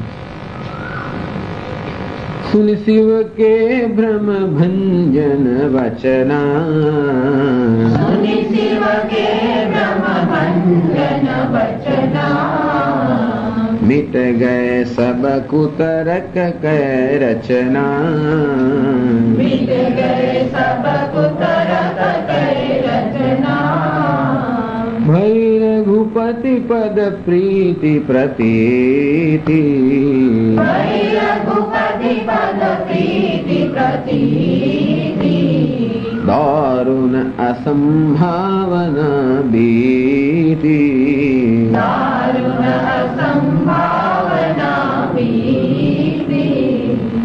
સુની શિવ કે ભ્રમ ભંજન વચના.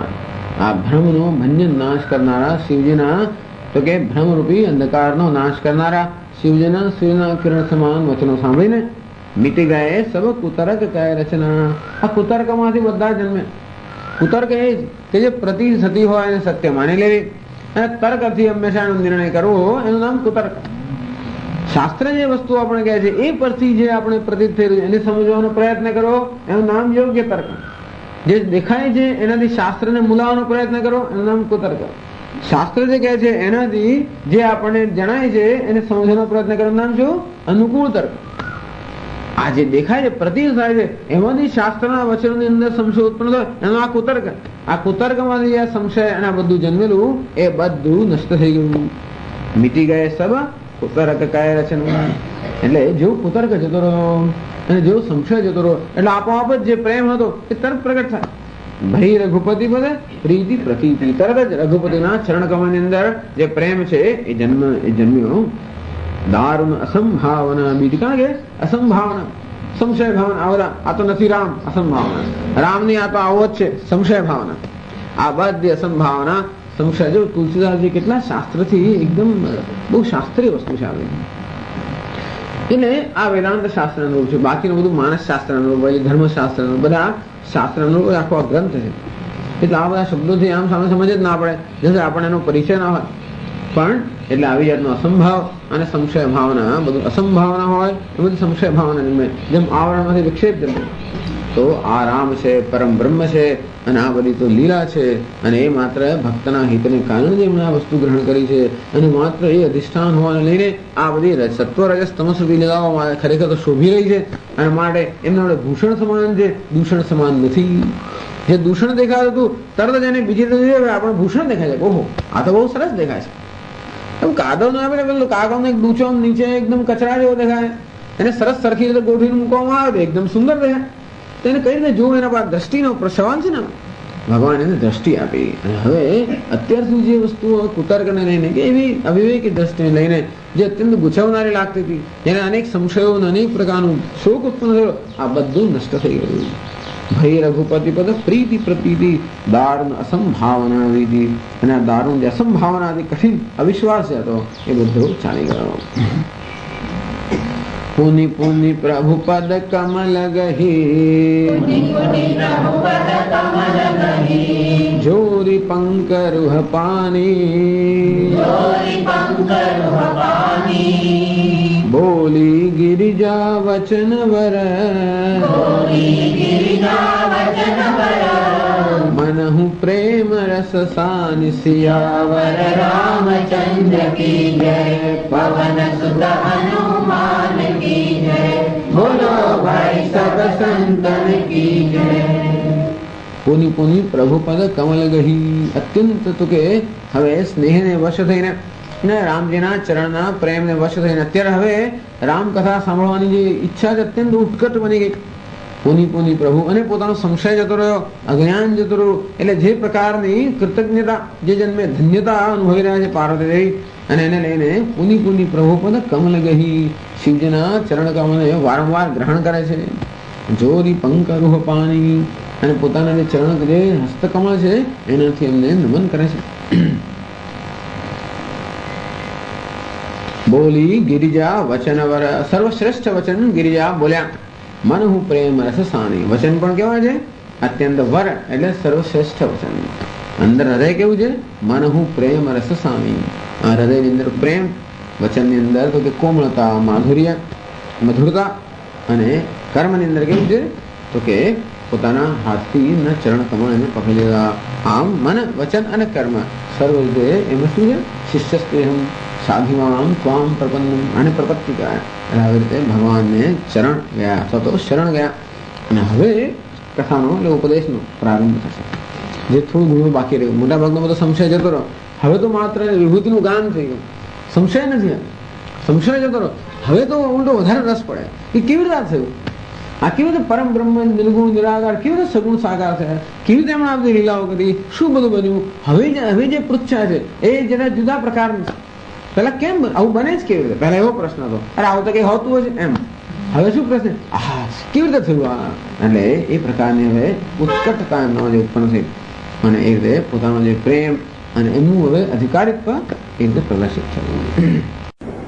पाइन के ही गति पतित पावन राम भज सुन सठ मना, पाइन के ही गति पतित पावन राम भज सुन सठ मना, गणिका अजामिल व्याध गीध गजादि खल तारे घना, गणिका अजामिल व्याध गीध गजादि खल तारे घना, आभीर जमन किरात खस स्वपचारि अति अनुरूप जय, आभीर जमन किरात खस स्वपचारि अति अनुरूप जय, कही नाम बारकते पावन होहि राम नमामिते, कहि नाम बारकते पावन होहि राम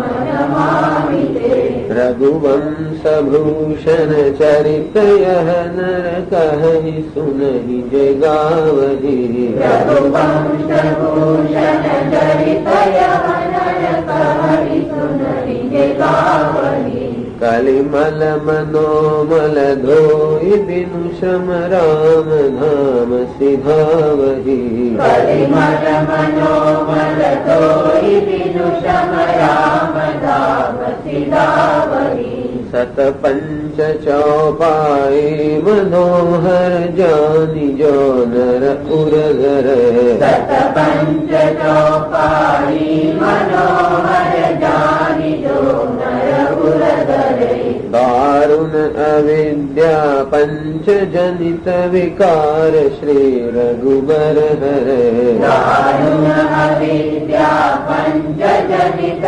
विकार श्री रघुबर हरे सुंदर सुजान कृपा निधान अनाथ पर कर प्रीति जो सुंदर सुजान कृपा निधान अनाथ पर कर प्रीति जो सो एक राम अकाम हित निर्वाण प्रद सम आन को एक राम अकाम हित निर्वाण प्रद सम आन को जाकी कृपा लवले सते मति मंद तुलसीदास हूँ जाकी कृपा लवले सते मति मंद तुलसीदास हूँ पायो परम विश्राम राम समान प्रभु नाही कहूँ पायो परम विश्राम